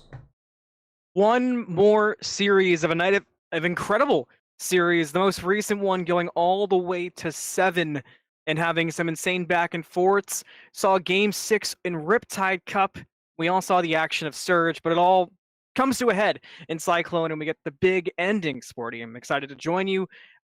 Big shout out to Tommy, of course, who unfortunately could not join for the Cyclone finals as we planned. Hope he feels better. But Sporty, we get to call what is sure to be just an insane matchup. Yeah, as you said, insane, I think, is one way to put it, but I think a better way to put it is just to see how these teams have done this season, and it has been very interesting to see. It's been an interesting style. Pirates on a bot, the ex-Lotus 8 side, they've always been defined by that org that they were on, have been undeniably the best team in this league, and a pretty solid performance, but X New Esports got second place in the Moving Grounds before the regular season, have since undergone a couple of roster changes. These next two teams have had some issues this season, but somehow they've been able to kind of get a team that has worked. Only 3 players on this roster here, but their playoff bracket has been insane. A 4-0 sweep over Midtakes, a 4-0 sweep over Artifice, a 4-0 sweep over Midwest, Mafia, Black, and man, this team, is there anything that this team can't do here in terms of next to new? Because they've swept everyone. For Pirates on a bot, they just had a tough run against Rick Rollers, and I'm sorry to say this, but, you know, Pirates on a bot, there's a good chance they actually might lose this series. Well, and here's the thing, right? In grand finals, in any setting, real sports, esports, a chess tournament, whatever it might be, grand finals always bring a little bit something extra out of a person in that moment. And how you react, how you adjust to those moments determines how things work out. And when you're in divisions like Cyclone, the highest division of a league, of a game, of a competitive esport, something I always talk about is everybody's kind of got that same ceiling. They're all working out of the same toolbox. What will separate you, what will give you the advantages, are playing every little thing perfect, getting value out of every scenario. So Pirates on a boat, excuse me, coming into this, as you said, in a tough spot, the goal needs to just be perfection, because that's how you can win. Yeah, as you said, perfection, but I think we should say the players that are going to be playing here tonight for both these sides. Pirate on a bot need no introduction. Nightsha, Lev, Dooley, and Pigeon. All 4 of those players have been in high-level tournaments.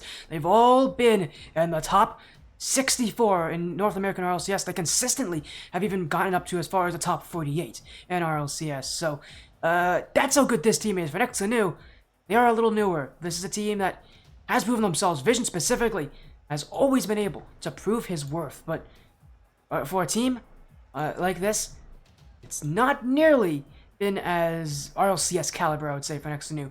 They are the underdogs in this matchup, but as I mentioned, with how the playoff run has gone, don't count them out, and especially a huge X factor for them, Shubil, one of the best coaches in the game, right behind him, and expect him to be making sure this team stays locked in for the entirety of this series, because his factor has been able to turn series around for next to new.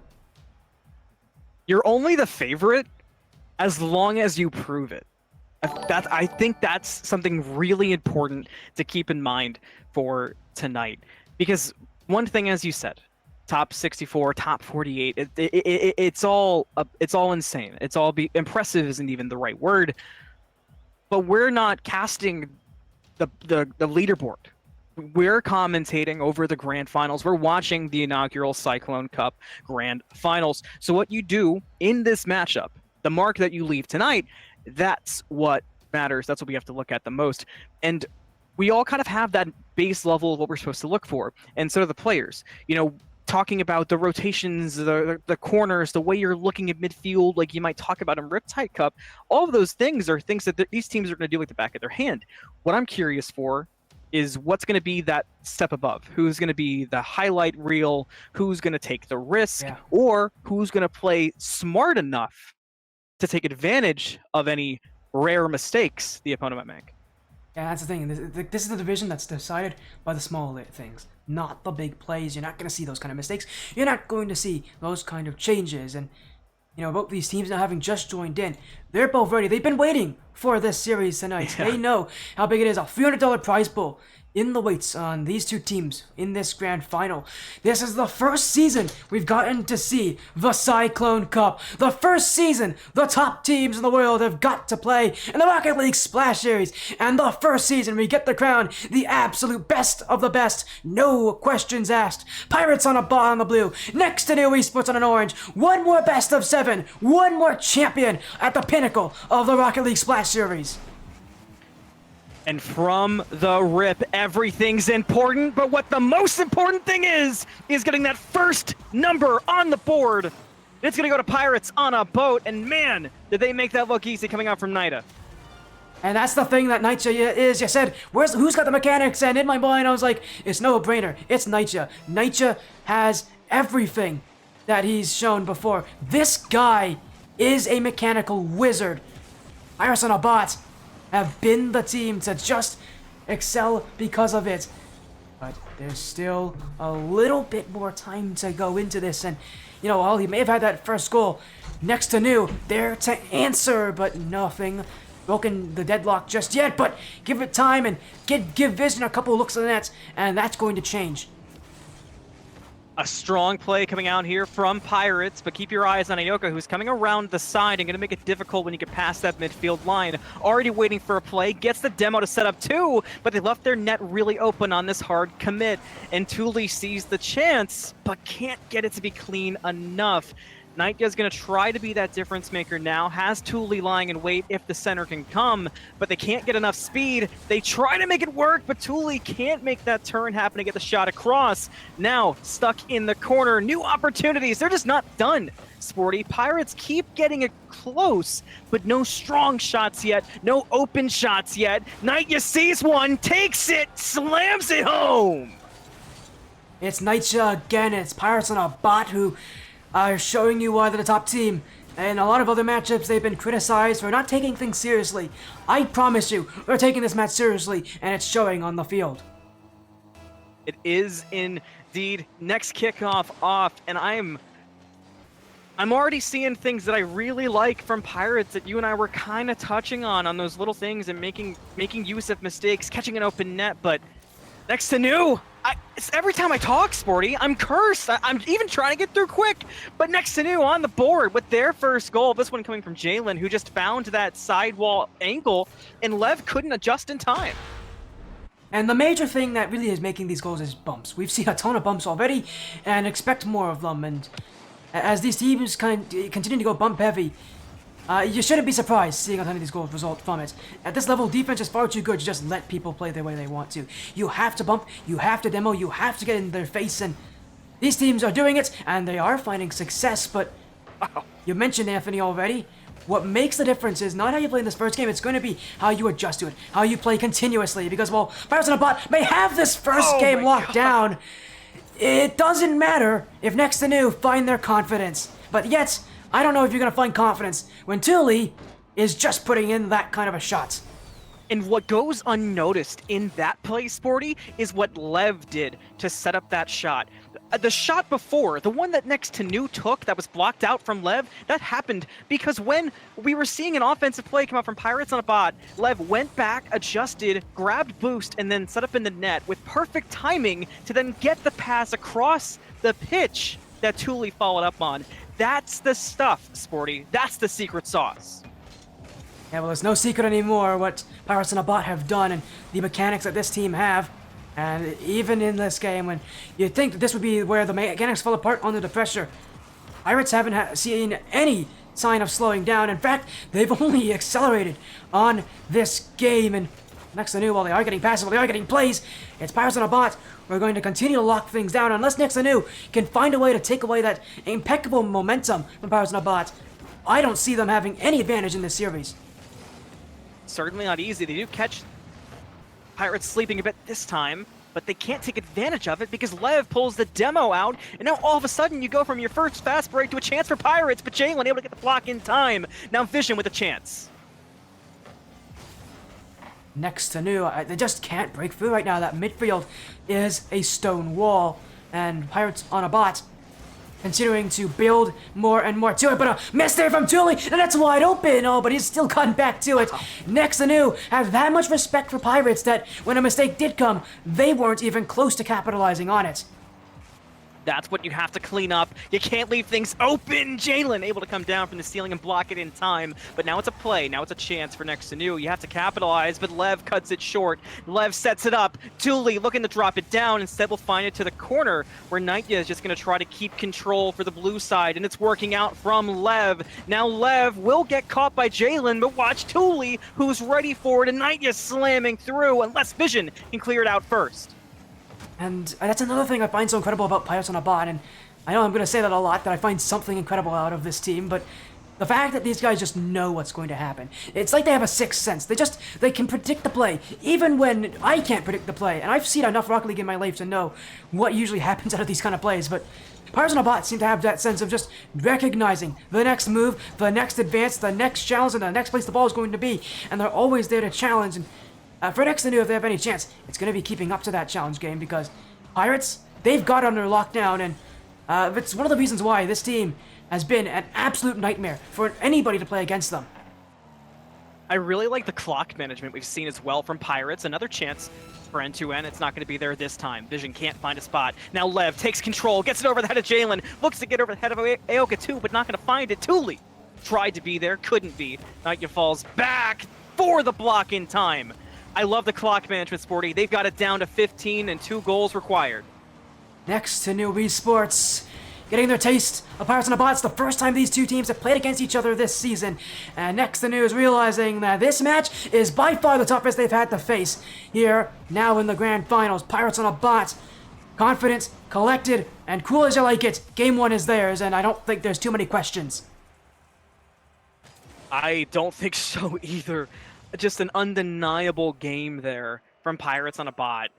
Everything looked clean, and I pointed it out during the match because I was watching from a super far out view from my spectator perspective. And the way that Pirates on a Bot controlled the entirety of the pitch, the decision making behind who they'd send back, like we saw with Lev, going all the way back, essentially 2 plays early to then be set up to get a pass off to Thule. That's that exact stuff that you and I were talking about in the pregame that's going to be the difference between these teams and ultimately who will get the best of the series. I mean, you can't, if you are next to new, you can no longer allow those things to happen. You have got to be able to change it up, to mix it up, to clean it up. And speaking of mixing up, we did get a call for a server reset here, so real quick, we are going to get that all sorted out for you all again, so apologies on this delayed start for game number 2, but yeah, we did get a call for it early in that game, and turns out I forgot to change the servers from the last series, so one of these players are having issues. It was Central servers. The last series we played on Central, this one is being played on East, as again we'll get the info back out to these players and get them all back in, and Castro I guess as well. You also need to join Anthony here, as yeah, as you mentioned, it's very well. Pirates on a Bot seem like an inevitable team when it comes to them and winning championships, but as we've said already, it's only game 1. It's only one showing for Pirates on a Bot, and we have seen this team drop games. They've gone to game 4 before in this series, specifically to the other next new team, next to new Academy, and that's their Academy team. This is the stronger side on paper next to new Esports. So in theory, with this being the tougher team, this series should be pretty close. Yeah, close is kind of where I'm feeling, because like I said, there was stark reasons as to why Pirates on a Bot got the better of N2N that game, but they were sort of not obvious, because it's hard to say obvious, but they were a bit more telegraphed. So there is room and there's an ability there for N2N to adjust. I think they can do it. They just have to kind of zoom out of their own gameplay. If it was later in the series, I would say a tactical timeout might be perfect to kind of just clean things up, but obviously in game 2, you don't want to use your tactical timeout. So instead, it's just an overall, all right, guys, we've had a couple moments to think from the server reset. Let's just zoom out, let's clean it up, call out who you see where, get some better control of the boost, and if you can kind of combo all those things, most of the big issues should be cleaned up. As again, we are right now waiting for our next new Esports. They're having some slight disconnect issues here as well. So, of course, we have to have all the issues after game 1. A lobby issue and a disconnect. Always. So, we're trying to resolve those issues for you all as soon as we can get Exanu back in the lobby. But yeah, while we're waiting, I guess we can continue to kind of do some theory crafting here and how the series is going to go. And again, I feel like Game 1 isn't a much of a decider, but I will say this. Here's my prediction for Game 2. It's a demo fest. We saw the roots of that demo fest in Game 1, but it didn't really connect. In Game 2, I think we're going to see that used more because these defenses, they're good. They're almost perfect. As now we also have a player who just crashed. So we got to get now Pirates on a bot are having some disconnect issues. At least it's happening now in between games, not during the games. So that's a good thing. At least it's happening now. And again, we'll result these issues in here in this technical timeout. Not tactical. Both these teams still have their tactical timeout in use. But as soon as we get these players in, we'll be restarting the series here into game number 2. So yeah, again, my theory crafting says again it's gonna be a demo fest, at least in game 2, especially for next to new because Pirates on a bot are just better mechanically. They're better mechanically than everybody in this league. And the major thing that I need to see from them is not a mechanical change, but a change in the ability to just get demos. Well, you know what you said that sticks out to me is the call you made about the concept of there's going to be more, the prophecy, let's call it, of more demos, the Curio prophecy of explosions galore. I really do think that could be a difference because every time we did see it, it was being used to try to control pacing. And if I'm N2N, as I mentioned, one of the problems they were running into was that Pirates were just able to go around. They made the pitch feel, usually we say people make it feel smaller and more controlled. It almost felt bigger, but it almost felt like they were faster because they were just more to the points they wanted to be. The way you can get in the way of that is bumping, is demos, and kind of taking advantage of, hey, this guy is running back to grab boost. Let's kind of meet him. Let's try to bump him around. Let's get those explosions and take away that opportunity. As there we go, they are back in. So let's go. New are back in again. They've resolved their issues. So I know you're excited, and we're all excited.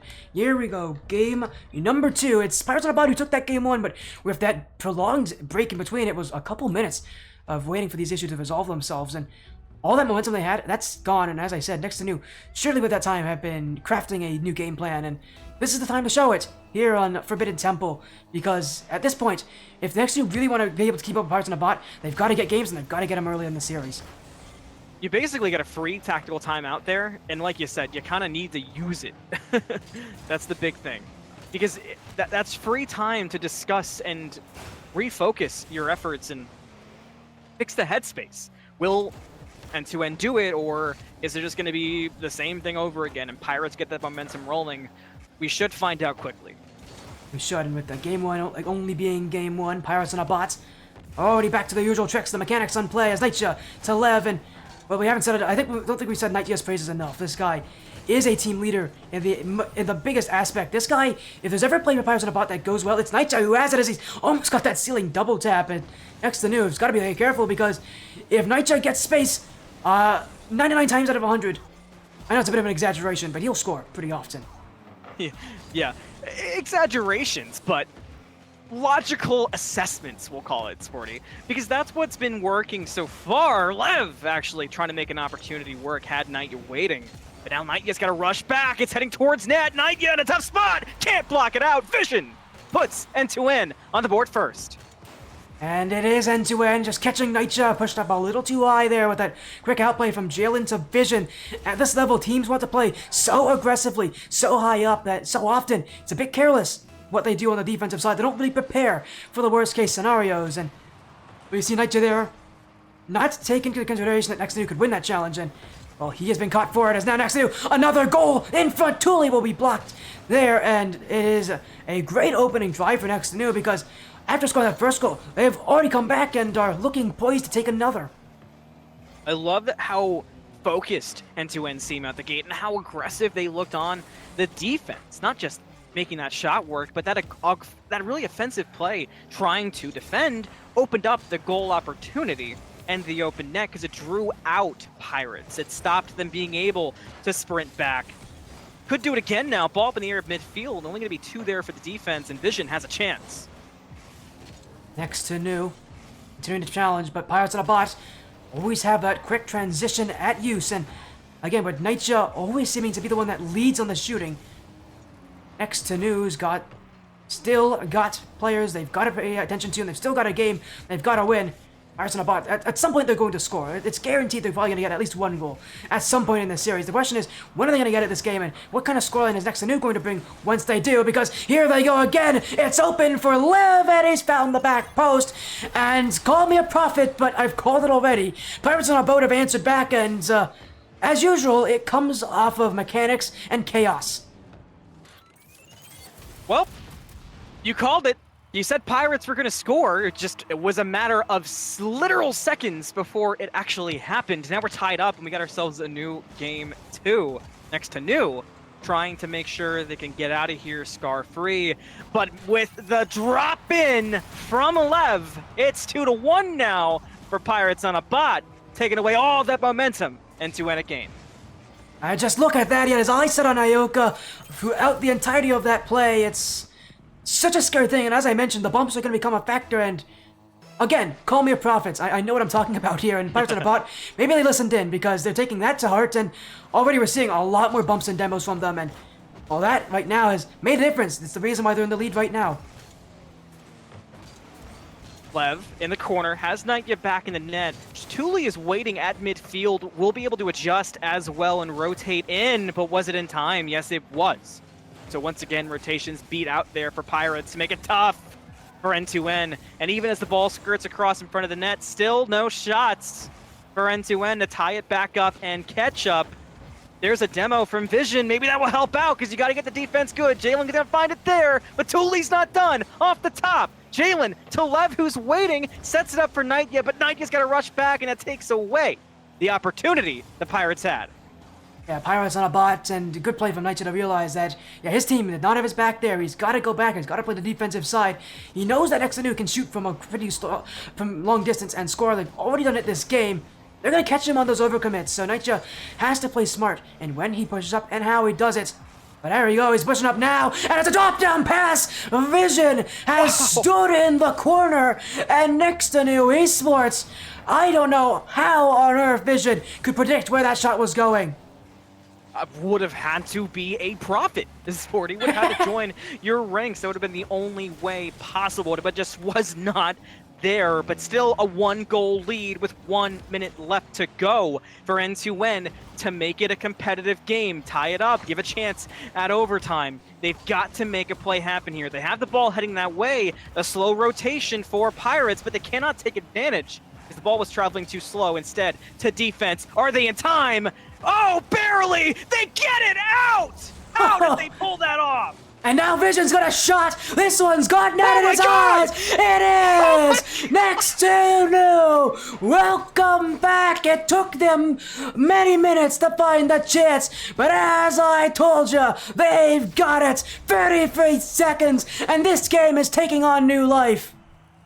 If there was ever a moment that would make you wish that we had a LAN for the grand finals, my goodness, would it be that shot? Absurd, and the defense leading up to it ties it up. 20 seconds to go. But it's still a 1-goal game to decide it. Vision up. Thule will be there in time. It takes multiple shots to get through the Pirates. Jalen all alone as a miss from Lev, but it is just straight into Pirates possession, and Nightya will leave nothing there for Nexanu. No openings on that side as this ball staying to the ground, but Nightya, one last chance. It is Thule, but he won't see the shot there materialize. Lev now off the corner, no second touch. And it does hit the ground. It's overtime. It's a 1-goal game to decide it, and it's Nexanu who have completely turned things around from one solitary play on defense. Thule gonna look for it already and early. Lev rotating back. That usually works out for Pirates. That's their best setup. And there it is. Lev towards the net, gets it on the back. Watch Thule. He's ready for it, but not gonna be able to get a handle. Vision did instead. Nightya waiting at midfield to Thule, to the net, to the win for Pirates on a bot.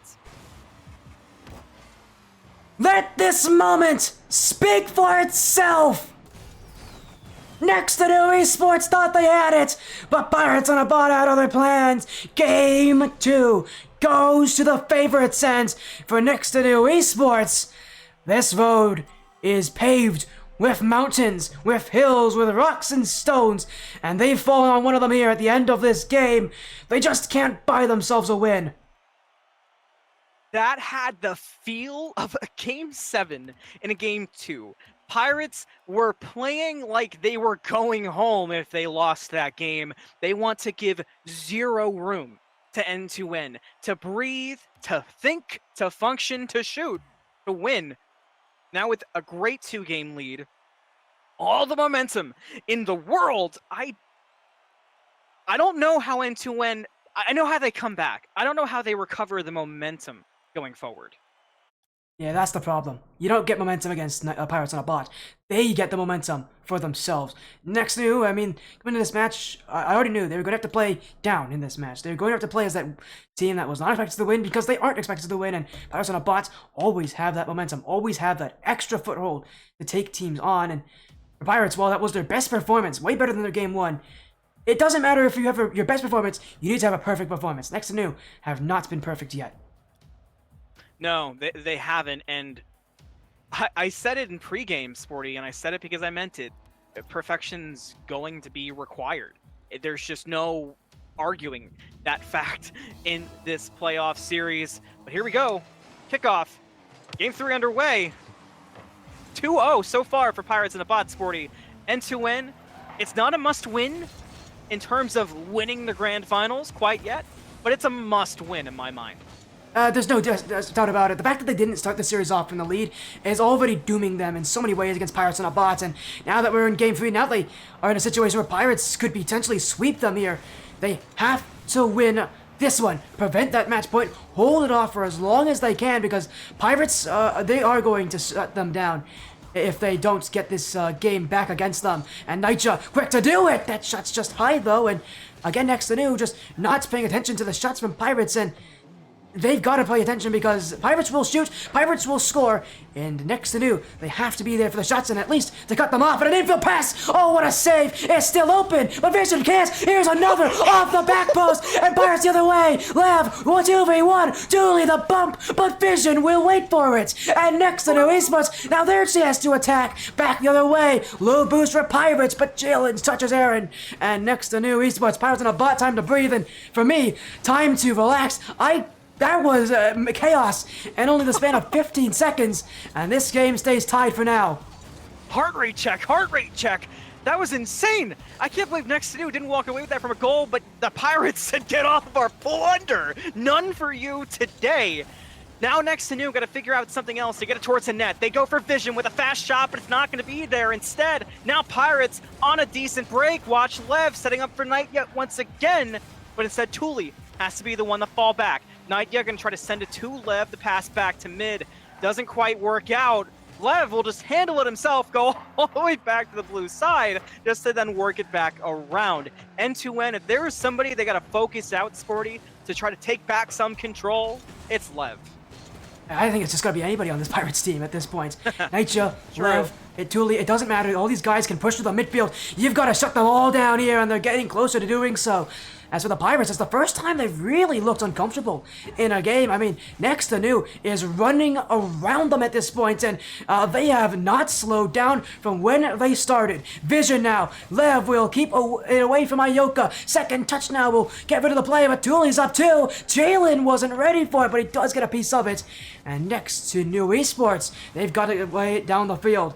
Vision, Nitya can only pinch it back to Lev. Pirates on a bot have to restart from back end, but they will. Thule, corner, Nitya and Lev in the midfield, and they won't get their chance though, as Next to New again standing up, challenging earlier, and making Pirates on a bot reconsider their game plan. Reconsider might be required. Man, I'm having a hard time even getting a read on this one, Sporty, because it just feels like what could be the opening. Maybe Thule able to find it, but Jalen gets the block instead. It's so hard to get a read on what N2N need to do. Everything they adjust for, there's an answer from Pirates. And every time there's a chance for a miracle, Pirates turn out to be the deniers of your potential miracle. Now you got 1:40 to go, and you're taking everybody out. There's demos left and right, but there's still no opportunities to shoot. Pirates on a bots are living in the chaos. They're dealing with it, and they're dealing it out. next to New Esports have only been able to be the team up with them. And if there's anybody to score at this point, it feels like Pirates have that advantage in it, but that's a mistake there. And Ioka's got the nets! A whiff on the sidewall! And we haven't seen that kind of mistake from Thule in a while, but here, it will cost him. Thule went a little bit too quickly to that wall, and like you said, a misread, a rare one. But what did we say, Sporty? Perfection is required. You can't make misses like that in this scenario. N2N have been drooling for a mistake like that, and they take advantage, and it's important that they do, because one goal, in my mind, not going to be enough. It may not be enough. It very likely won't be enough without Pirates are playing and Lev to do it. On two, in front, Vision's got in there. Next to Noose and everyone. Now the other way. 2v1. Chance for more, but Jalen has missed. It was wide open. And next to New Esports have to restart from square one. Pirates on a bot. Vision's already up, but Lev to the sidewall. Second touch, he's got it. Thule, Nightja won't be able to challenge, and then it's wide open again. And Jalen again has missed. Jalen can't hit the nets here, and Pirates on a bot are staying alive here because of it. Pinch down the field. Ioka, Nightja can't get the challenge, but Lev will set it up for Thule. But his pinch goes backwards. Thule just getting it away as next to New, suffocating Pirates on a bot at this point. On every play, they're waiting for the bumps. They're waiting for the challenge next to New. Continue to take the time away, but Pirates maybe one more chance. Lev in the back wall, Ioka to clear. Nightja is waiting, but Vision will beat him here to it. Out for Jalen to secure the game, but it will go away. And next to New Esports have brought it back. One goal was needed, and one goal was all it takes. One goal was all it took because of the blockade of defense from N2N. We saw it. We both could barely breathe during it, Sporty. The way that N2N was just full arm spread, making sure that no ball was getting into their net was asinine, but it worked out perfect because that was the defense required from Pirates and a bot. You know, earlier tonight, I talked a lot about how Gray takes shots in Riptide. It kind of looked similar. That sort of, you stop at the net and you try to get the soft tap, the slow roll in, and N2N, their adjustment to it was, okay, but get it through my car. And it worked. Yeah, it worked. I mean, their defense was unbreakable, but I can't see this being consistent for them. That's the only issue I have. I would agree. I can't see them doing this consistent. I can see the defense being this consistent, but I can't see them keeping the ball out consistency. One goal sure is almost certainly not going to be enough to get Pirates on a bot. The fact that they didn't score, I would consider a miracle for next to New. Yeah. Because realistically, Pirates will score. You've just got to be able to score more than them. Your defense has got to be good, but your offense has got to be able to find space. And next to New had to buy that space, and it cost a fortune to do so. So going into Game 4, if they want to tie the series up, I've got to see them get a lot more on the offensive pressure, a lot more in the midfield. Because once they have that, I could definitely see Pirates on a bot being the weaker side. It's already a good start.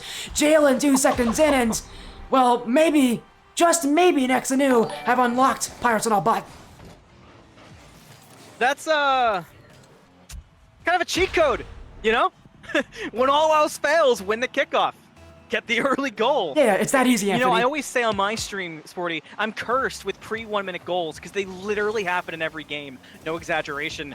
And I was wondering why that hasn't been happening for us. And right as I think it, what happens, boom, bang, 1-0 for N2N. But you said it, and I agree with it. Can they stay consistent on making 1-0 work against Pirates? I don't think so. So they need some insurance before they start kicking in the serious defense that Vision just pulled off. And the one thing that next to New has loved to go for that I think is going to be a tough thing for them is those 1v1 plays. Pirates on a bot, I've mentioned it every single time these guys have played. These are like top 48 1v1 players in the world. These guys are consistent. Nightja, Lev, and Thule have all made it exceptionally far in North American 1v1s. So these guys will win on the 1v1 challenges. There's players that can keep up with them on end-to-end. But when it comes to 1v1s, not many players that can do it like Nightja and Lev. And speaking of Lev, here he goes to score. It's a whiff from end-to-end off the back wall. And it's usually one of the things that players don't have issues with at this level, but the pace from Pirates on a bot is what makes that play work. And that's why you need insurance. And that's why, even though we might have been technically wrong in the previous game, we say that one goal is just not enough in a grand final scenario such as this. It's just too much here, Sporty. You're going to need more, and you have to turn that immaculate defense that you've had for the most part into an offense. Somehow, you've got to get it across the pitch more and start blowing up some goals. If you got to blow up more people offensively and not defensively, do it. But you still have to change it up. You cannot become complacent just because you're getting early goals if you're into it. And end to end right now, I think they've had a disconnect on their side, but Pirates and Abato are going to take advantage. Nitro will score as Vision just stops moving, and oh dear, this is probably the last time end to end would want to see this happen. It's the grand finals. Not even that, it's a crucial game in the grand finals. If they don't have all 3 players, I'm worried. The future of this game, we can't stop this game. Yeah, teams have already scored. Pirates on a bot are leading. Vision's moving. And Okay, Vision's huge. back, so he had a disconnect there. He's already returned, and oh, it's not a great return for him because it's already another goal off the kickoff. So Vision's return has not done well because he's immediately lost the kickoff, and it's Pirates who will score from it. Oh no. I think that is the best description. It's just a simple oh no. That really hurts there. The unfortunate DC or controller died situation there for Vision, and it kind of carries into the next goal. That insurance I mentioned end-to-end needing a while ago now has flopped, and Pirates are rocking some decent insurance now, premiums we could all be jealous of, and they can sit comfy. They can, but with 3 minutes to go, I don't think it's going to be that way.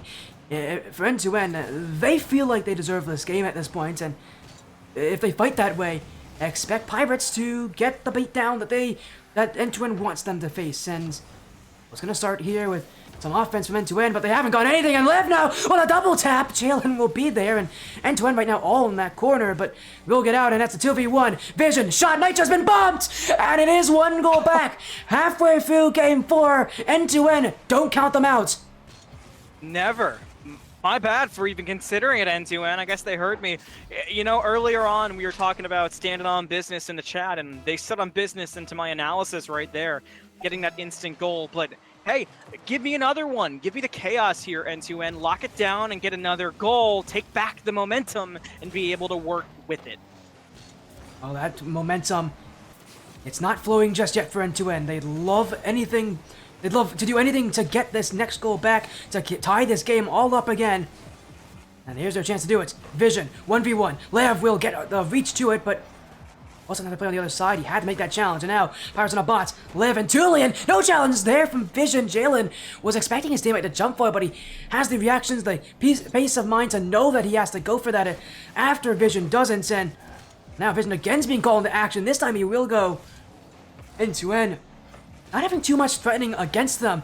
It feels like at this point, Pirates on a bot are taking more of a step back, and I think that's for them trying to wait for mistakes because they realize end-to-end right now are the team that's playing exceptionally aggressively and are throwing themselves upfield. If they just wait, chances will come, but that's exactly what end-to-end want to see because they can hold on here and they can come back, and it's Pirates on a bot who are allowing them that kind of space. There's a bump in front, and Ayoka's hit it high. This one awkward for Lev, but he has kept it out, and Pirates on a bot with some face the Roman Lev. Flip reset! Always found it! Pirates on a bot have retaken the insurance.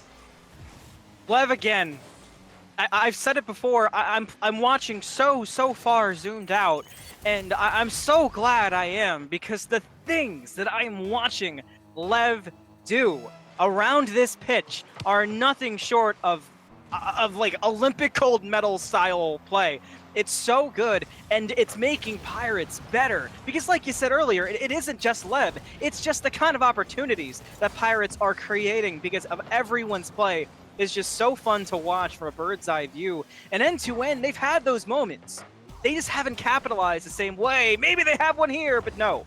Thule shuts it down. End-to-end, I've got to find those moments, Sporty.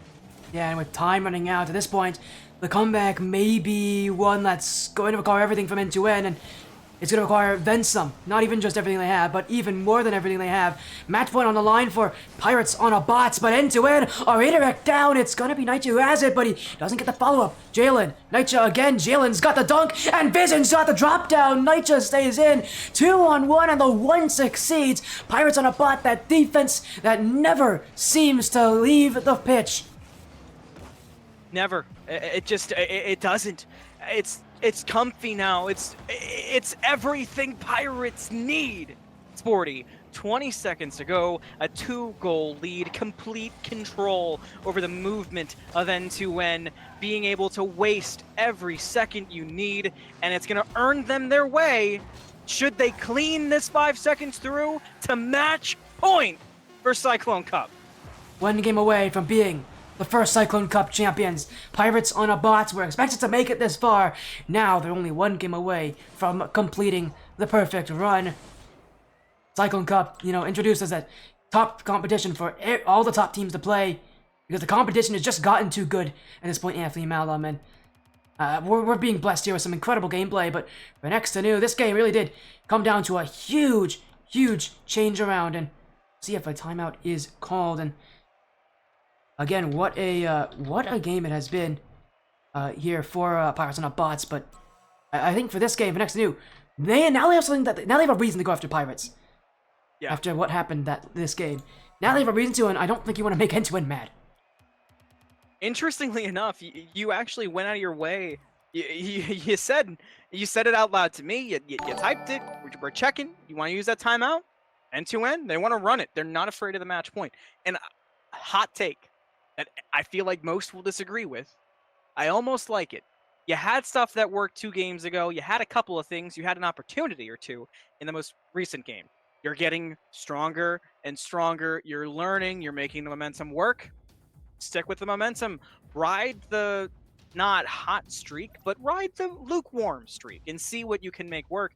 I actually kind of like the play. It's gutsy, to say the very least, from N2N. It's gutsy that that's the play they go for.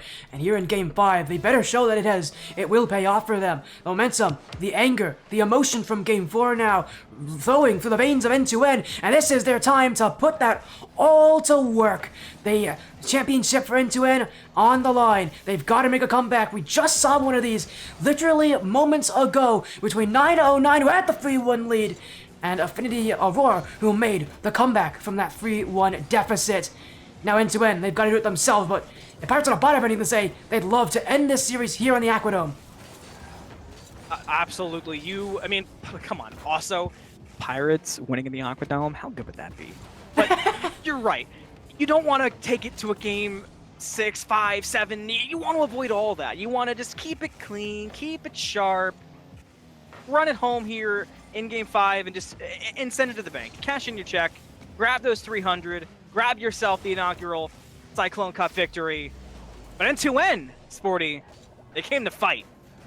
And for the 2nd game in a row, I believe, this is N2N scoring first, but this one's just a beautiful shot from Vision. I mean, he could not have placed it much better than that. It was a and great against Pirates shot. on a bot, so often those first shots are getting saved. And so often, for N2N, they know that those first shots are getting saved. They always prepare to have that first shot just result in a follow-up shot, because they know the follow-ups are just a lot more dangerous. Pirates on a bot are too good that you can't beat them on the first shot, but it works there in a rare scenario.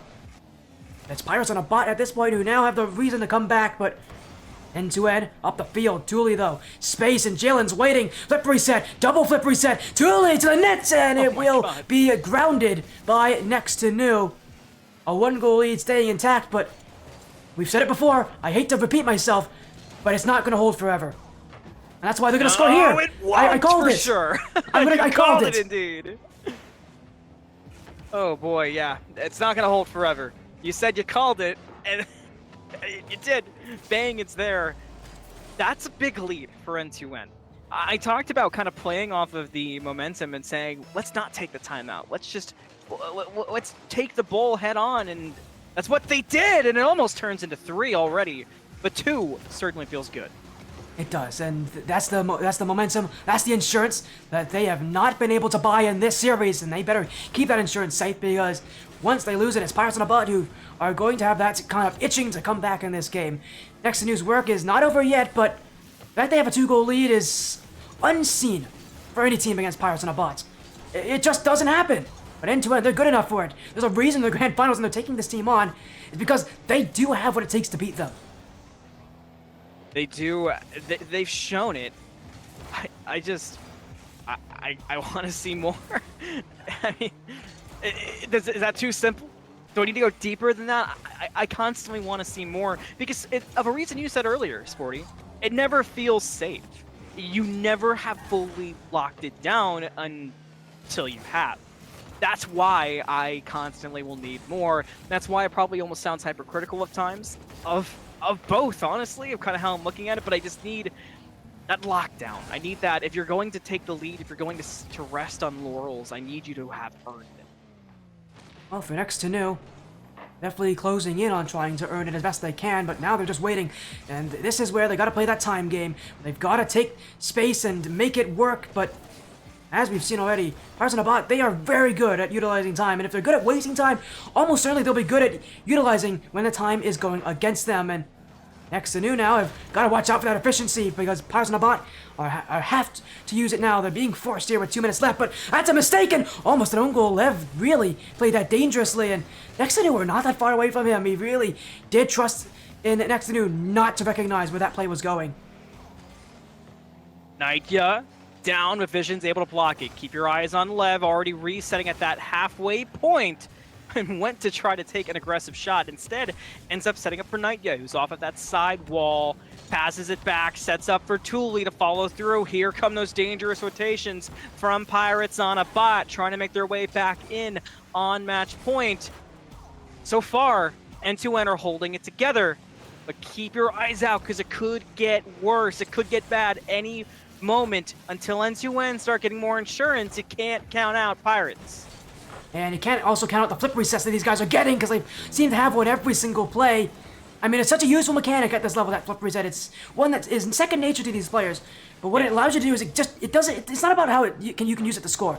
It's about how you can use it to give yourself space, because it's so much better at that than it is at scoring. And every time these players have a chance, they're utilizing the fact that they can hit those flip resets and they can give themselves automatic room to make something happen. And if they can't utilize the flip reset, it doesn't matter. They've already bought their team space to follow them. And you're going to see Pirates on a Bot. They've gone for a ton now. They keep going for it as Ayoka keeping it out. Only 27 boosts remaining, and Nitya's touch hasn't helped him out in any way. Ayoka challenged by Thule. Vision, he's got the jump here on Lev, and Nitya's pushed up high, but he will get back to it. His touch, though, is straight to Jalen. Vision, the chase, that net's open, and Thule will pre-jump him to the block. Pirates on a Bot are losing time and losing daylight here on the Aquadome. Nitya, flip reset, going to target Lev, the drop down, and Jalen will keep him out, and next to new Esports continue the series.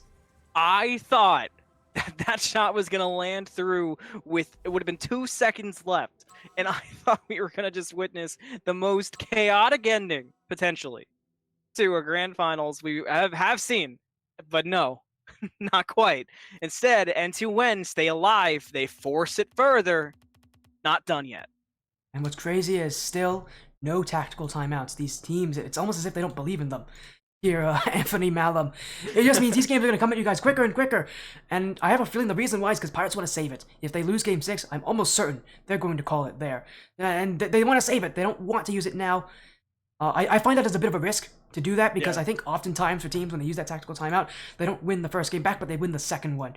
And that seems like that's kind of where things change. But obviously, I'm not Pirates. They know themselves better than I know them. And, you know, with them kind of looking at this game, they don't want it. Neither does Next to New. I mean, Next to New didn't call at all before this game, and for good reason. That's another shutout on Pirates on a Bot. The second time they've done that this series. Both their wins have been shutouts. I keep saying it. It's a tough read. And my reason for saying it this time is that game surprised me because we didn't see Pirates get on the board. One thing that's felt consistent is it felt like at no point so far have N2N felt like they were able to establish this is our game, you're not taking anything from us. But that time, there was kind of nothing in response. And that's what makes it feel kind of out of character and almost a light at the end of the tunnel for N2N, a little bit of panic mode for Pirates. All right, a tactical timeout. I think they're calling a tactical timeout here. I'm losing jacket. That's my cue to lose jacket because we're in for the long haul. I've got a feeling in my guts. Call me Tommy Buckets because I'm predicting we go further. Yeah, me too. I mean, no surprise here with Pirates on a Bot. They just want to win this, and I do think it's smart. After you lose 2 games to call it. Still waiting on the overall call here and seeing if maybe it is called. These guys have trolled me before. Before on that, so we'll see if they want that timeout or not. But for I know. now, It's quite the saga. I mean, and we're they're watching saying a no. soap They're opera. saying no, by the way. They don't want it. So, again, they troll me. Pirates on the Bot have done that before, so they don't want this actual timeout. They're saving it for Game 7, as I initially predicted they would, because most teams call it early. They don't call it go. here. And in Game 6, reminder, Pirates on the Bot can win the Cyclone Cup, but next to new, bringing it back, and Game 7 now, what initially was thought to be an impossibility now seems very likely. Thule trying to shut down that notion already off the backboard, but Nightya not in the perfect position to be able to make the shot. But Lev has already traveled back, but misses on intercepting it from Aoka. So a potential clear shot for Pirates gone already, but Thule trying to make a new one with Lev setting up at midfield. End-to-end, got to get this ball off their side with a demo. It's going to be tougher. And a bump on Jalen. Thule's got open room, and the fake under 2. He's got that one blocked. And the follow from Nightya, slow to come. And Vision, what a read that's got to be. The defense from end-to-end continues to impress me over and over. But, oh my goodness, I can't believe these guys continue to do that, because this is Pirates on a Bot, mind you. These are some of the best players in the world. And end-to-end is standing up to them toe-to-toe. Man. How many times is Vision going to make shots like that? How many times is Vision going to make insane blocks like that? It's just non-stop for end-to-end. It's one of the things that's kept them so close to the Cyclone Cup. But it has to continue. Vision against the world again, pulls it off again. Again and again. But how long can they keep doing it again and again on defense? Next to new Esports, I mean, they got to get this ball out. Boost is becoming pretty difficult for them to handle, and finally, clear from Aoka. They won't keep the ball, but they will get some boost, and maybe they can breathe a sigh of relief, because this is not how you want to, for end-to-end, how they want to start a series, how they want to start a game, I should say, and at the very least, it doesn't result in anything bad, but they've got to pick up from what they lost in these first 2 minutes, because it is Pirates on a Bot who had everything in there and just couldn't score. Not Tommy dragging Aoka's preset from the hospital. What's the preset scrubs you got on look like, pal? Anyway, Nightya slams it home. Stop talking smack. Focus on the game. Pirates on the Bot take the 1-0 lead. Yeah, and that's just a triple commit from end-to-end. We've seen a couple of those already, so at some points, Pirates were going to catch them on one of them, and there you go, end-to-end. That rotation has become their kryptonite in this game, and I'm surprised they haven't been scored on it earlier, because they have triple committed a couple times already. Yeah. They can't afford to do that. You're just giving Pirates on a Bot, who are already so good one-on-1, a 1-on-0, and trust me when I say this, Pirates on a Bot aren't missing the 1-on-0. No, they're not. They're not going to give away any more room. They've worked too hard to make sure, like you said, this doesn't go any further. Big block there from Lev. Further ingrains that fact. And I said 1-0 wasn't comfortable for end-to-end. It does feel different for Pirates. End-to-end are now fighting against the worst case scenario of losing that momentum, being down early, being down 2. Lev finds an opening.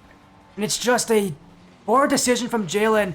And he's given that ball up to Lev. He hesitated on that as well. It's almost as if he didn't think Lev would even challenge that, but from that close to the net, Lev will only challenge that, and next to new Esports are just giving up goals here that they really should not be, and man, they're making this tough for them. They've got to make a comeback here, and Aoka, ceiling shot, second touch, drop down in front, not going in, next to new. Their first major chance of this game, and I'm going to be honest, I need to see more from them, better from them, because this game, it feels like they're retracting back to their old playstyle, one that felt a lot more distance, and unless they're going to play up to Pirates on a Bot, they stand no chance to beat them here. As another play for Thule. Vision's got it. Nightya, the follow, and floundering in net was Aoka. Now a shot from Lev, and again end-to-end, giving the ball away to Pirates on a Bot. I cannot believe that end-to-end would survive the storms that we have seen them survive. To defend the onslaught that we've seen consistently. Win the previous game in the manner they won it, just to get to Game 6 and come up against the Pirates that we're seeing. It's time to shut up and lock in and try to make it happen, or the Pirates will be taking that inaugural Cyclone Cup. 90 seconds left, and next to do, it all starts on offense, and it all starts here. But Ioka, no shot on. Naicha, long touch. Tuli to redirect. Off to the corner. X2, new. Ward's covering that front post easily, but Jalen will get there in time. And now Vision to go for it. He's been relatively quiet this series, but he's got the challenge again. Ioka, up goes Naicha. Tuli back on the ground, so now he's going behind, and he will put this challenge in. Next to new, again on it. Ioka open and in. Less than 60 seconds, but there's still a chance. Do you believe in miracles? Do you believe in manifesting? Are you an N2N fan? If any of those things apply to you, it's time to get out the Pepe, get out the Bible thump, and start praying to what you need to try to get N2N back in, because they're running out of time and they're running out of chances before Pirates on a Bot take this home.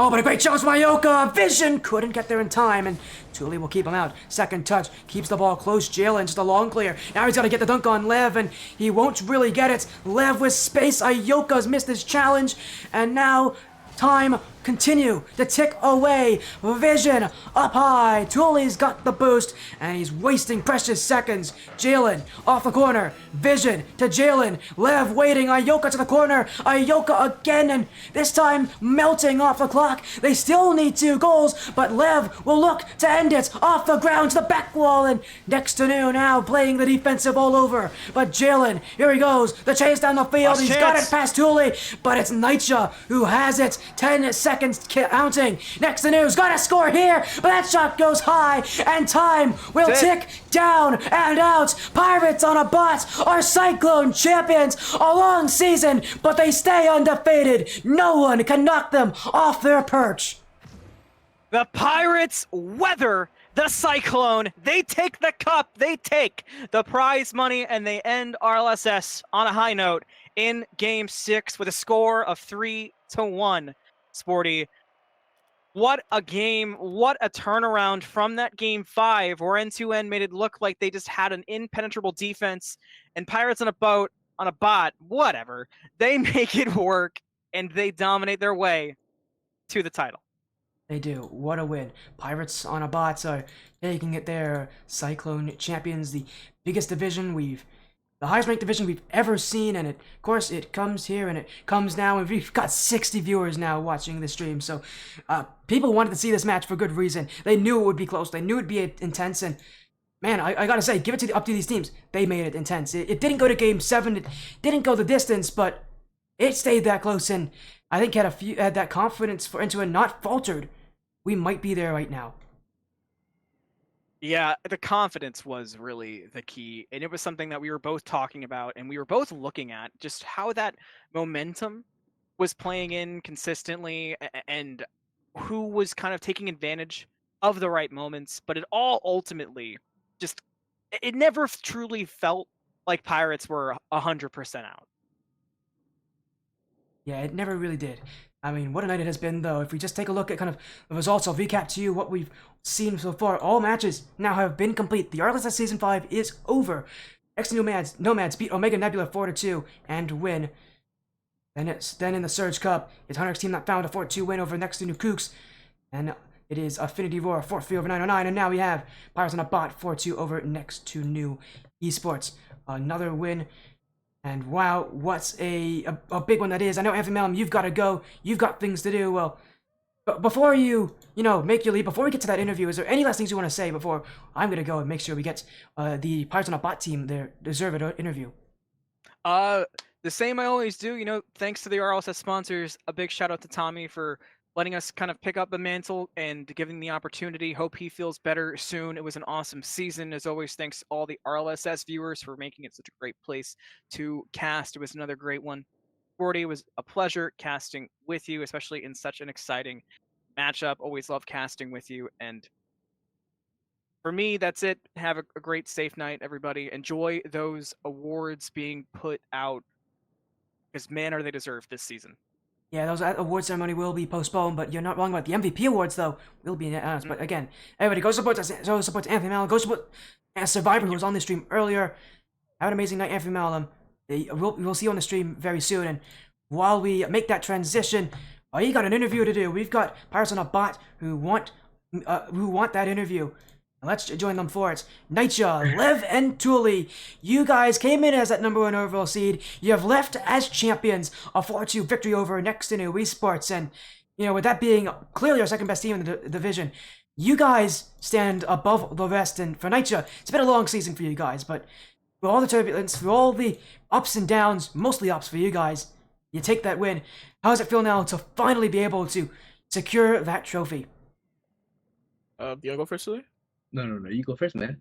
I mean, Ladies go first. okay, that's crazy. I mean, I'm just glad we got the win, and I got my money, and I'm just chilling, Yeah, I'm just definitely. glad we got the win.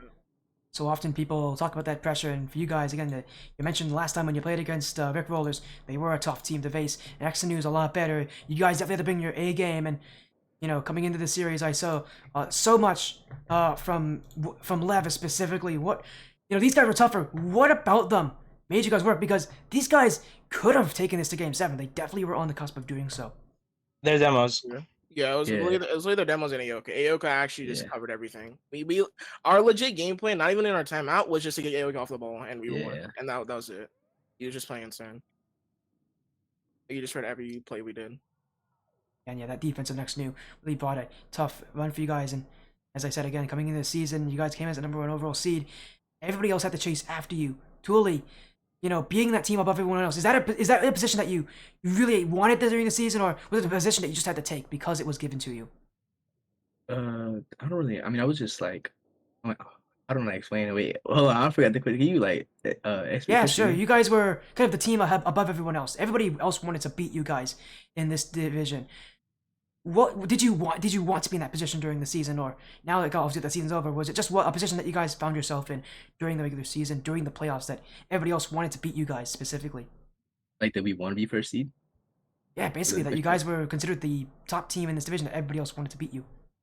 Yeah, I didn't really do anything but yeah, I did want to be first seed, just for the clout, man.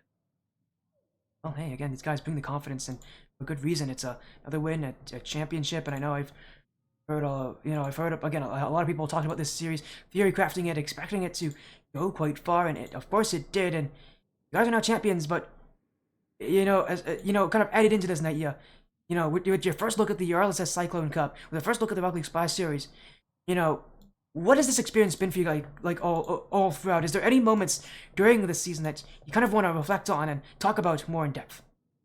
Yeah, I would kind of say when we were playing, I think it was like the first time we played Rick Rollers or into an academy. We were first kind of like getting used to playing the teams and like the format of this league. So we kind of were like messing around a lot more. But once we got used to it, we were able just to adjust and play how we should. I'd say like that was probably like the fun part because there's a lot of like chaos in that time. So we had the most fun. I'd say it's still chaotic, even in this championship matchup. You guys brought the chaos, or at the very least, you guys lived with it and take that championship as well. 4-2. You guys are Cyclone Cup championships. You'll get a good amount of that $300 prize pool. But before, obviously, we let you guys go on your way and continue to your successful runs in other tournaments. I want to get those shoutouts for you guys. We gotta go through everybody here. So let's start with Tuli. Once again, I got no shoutouts. I'm just glad to be here. Thank you for the carry, guys. Tuli's just vibing. That's the way I can describe this. Tuli's just vibing here, and hey, whatever it is, it's working here for you, Tuli. So keep up the good work here. We'll now move on to Lev. Is there any shoutouts you have? Anybody specifically that's helped you guys along the way? Shout out Lev for the carry, and also shout out DJ Roomba, my go-to. DJ Roomba's the GOAT, bro. Man, I haven't had that in a while where players shouts themselves out, but I'm surprised I haven't heard it more. But Lev, fair, fair. You all have played very well that series, and now I've got to end things off with Nitya. Here again, it's been a unique experience. I know you've mentioned how unique it's been to play one match per week and to stick as a team for a very long amount of time in a tournament like this. But now that the whole season's over, now you guys again are the #1 team in the first ever version of the Cyclone Cup. Gotta take me through kind of. Any shoutouts you have? Any last things you want to say before kind of we go to the off season and you guys get to enjoy some time away from the RLSS? Yeah, I'd probably say shout out to like Six Penguin. I know he's been supporting us throughout our run, Blackjack, and splashes too, but I would say just any final notes is just parts on the bottom on top, obviously, and yeah, just a great one, honestly. Like we'll be down to do it again. You guys hear that? These guys are not done. They still have a lot they want to do. They want to stay that dominant team, and well, for now, I don't think anybody can stake claim to that. Congratulations on your win, on the championship. Nightja, Lev, and Thule, thank you so much for joining. Have an amazing rest of the night, and well, with what you said there, Nightja, hopefully we'll see you again next season. Yep. Yeah, thanks to you, man. Amazing. Good night. Podcasting. Now it's Nightja, Lev, and Thule there jumping in their win as well. Man, what a day it has been. Every series in the championship went at least to 6. We had one that went to 7. My, what a night it has been. I'm exhausted. I'm tired. I really want to go to sleep now, but my goodness. Thank you all as well so much. We had so many of you turning on, showing support where these teams wanted it. Again, big shoutouts to Tommy Buckets. Big shoutouts to those who showed support this season, to our sponsors, GamersOn.tv, Invispa Entertainment, Latin 7 Gaming, Hades Scarf King, Purchase and Resell, and Claim to Fame. It's been an incredible Season 5. Don't worry, we've got more cooking up. And of course, we got to cook up now is that MVP awards. We've got MVPs. It's all been determined, and well, I think we should review all of them here tonight. And again, what a season has been, but playoff MVPs, here we go. It starts with the Riptide Cup, won by Next to New there, and Next to New Nomads. Our MVP for that. Give a round of applause to Clixel, taking that run as well, being the number 1, being the best player of the night. Now we go to the Surge Cup, won by Hunrix Team Not Found, and it goes to no one else but the captain, Jay. Jay now doing what he could not have done last season, which is win the Surge Cup. You'll be seeing that team in the Tsunami Cup almost certainly next season. And we move to Tsunami, the MVP for that. And it was a tough one. That match with the 7 games, it was so difficult as well, but the choice has been made. It's Hollow who will take the playoff MVP award for that. And then we end in the Cyclone Cup. MVP for that, playoff MVP. The player that was the one to watch that series. It's Lev. And I don't think and I think he'll be happy to hear that as well. Lev with the MVP in the Cyclone Cup. So all of our MVPs have been have been determined. You'll be seeing again, those are the players that have been at the top of the Rocket League Splash Series playoffs. And again, there's more awards to be handed out. Tommy Bugs will be doing that, but for now, you'll have to wait on those. You'll have to wait. I know it's a little annoying that you don't get to see the awards handed out, but this has been an amazing season. I know, again, thank you to Tommy Buckets, who has been nothing but supportive during it. Again, I have enjoyed my time here in the Rocket League Splash Series, and don't worry, I'll be back for more, as let's get right here out of this. Thank you all so much for joining the Sportia stream, for joining the Rocket League Splash Series. Season 5 ends here, but Season 6 will be up in just a few months, so don't go away. We'll be live again with Rocket League Splash Series very, very soon. Take care, everybody. Have a great night, and thank you so much for doing the Splash Series. We're kings, we're buckets.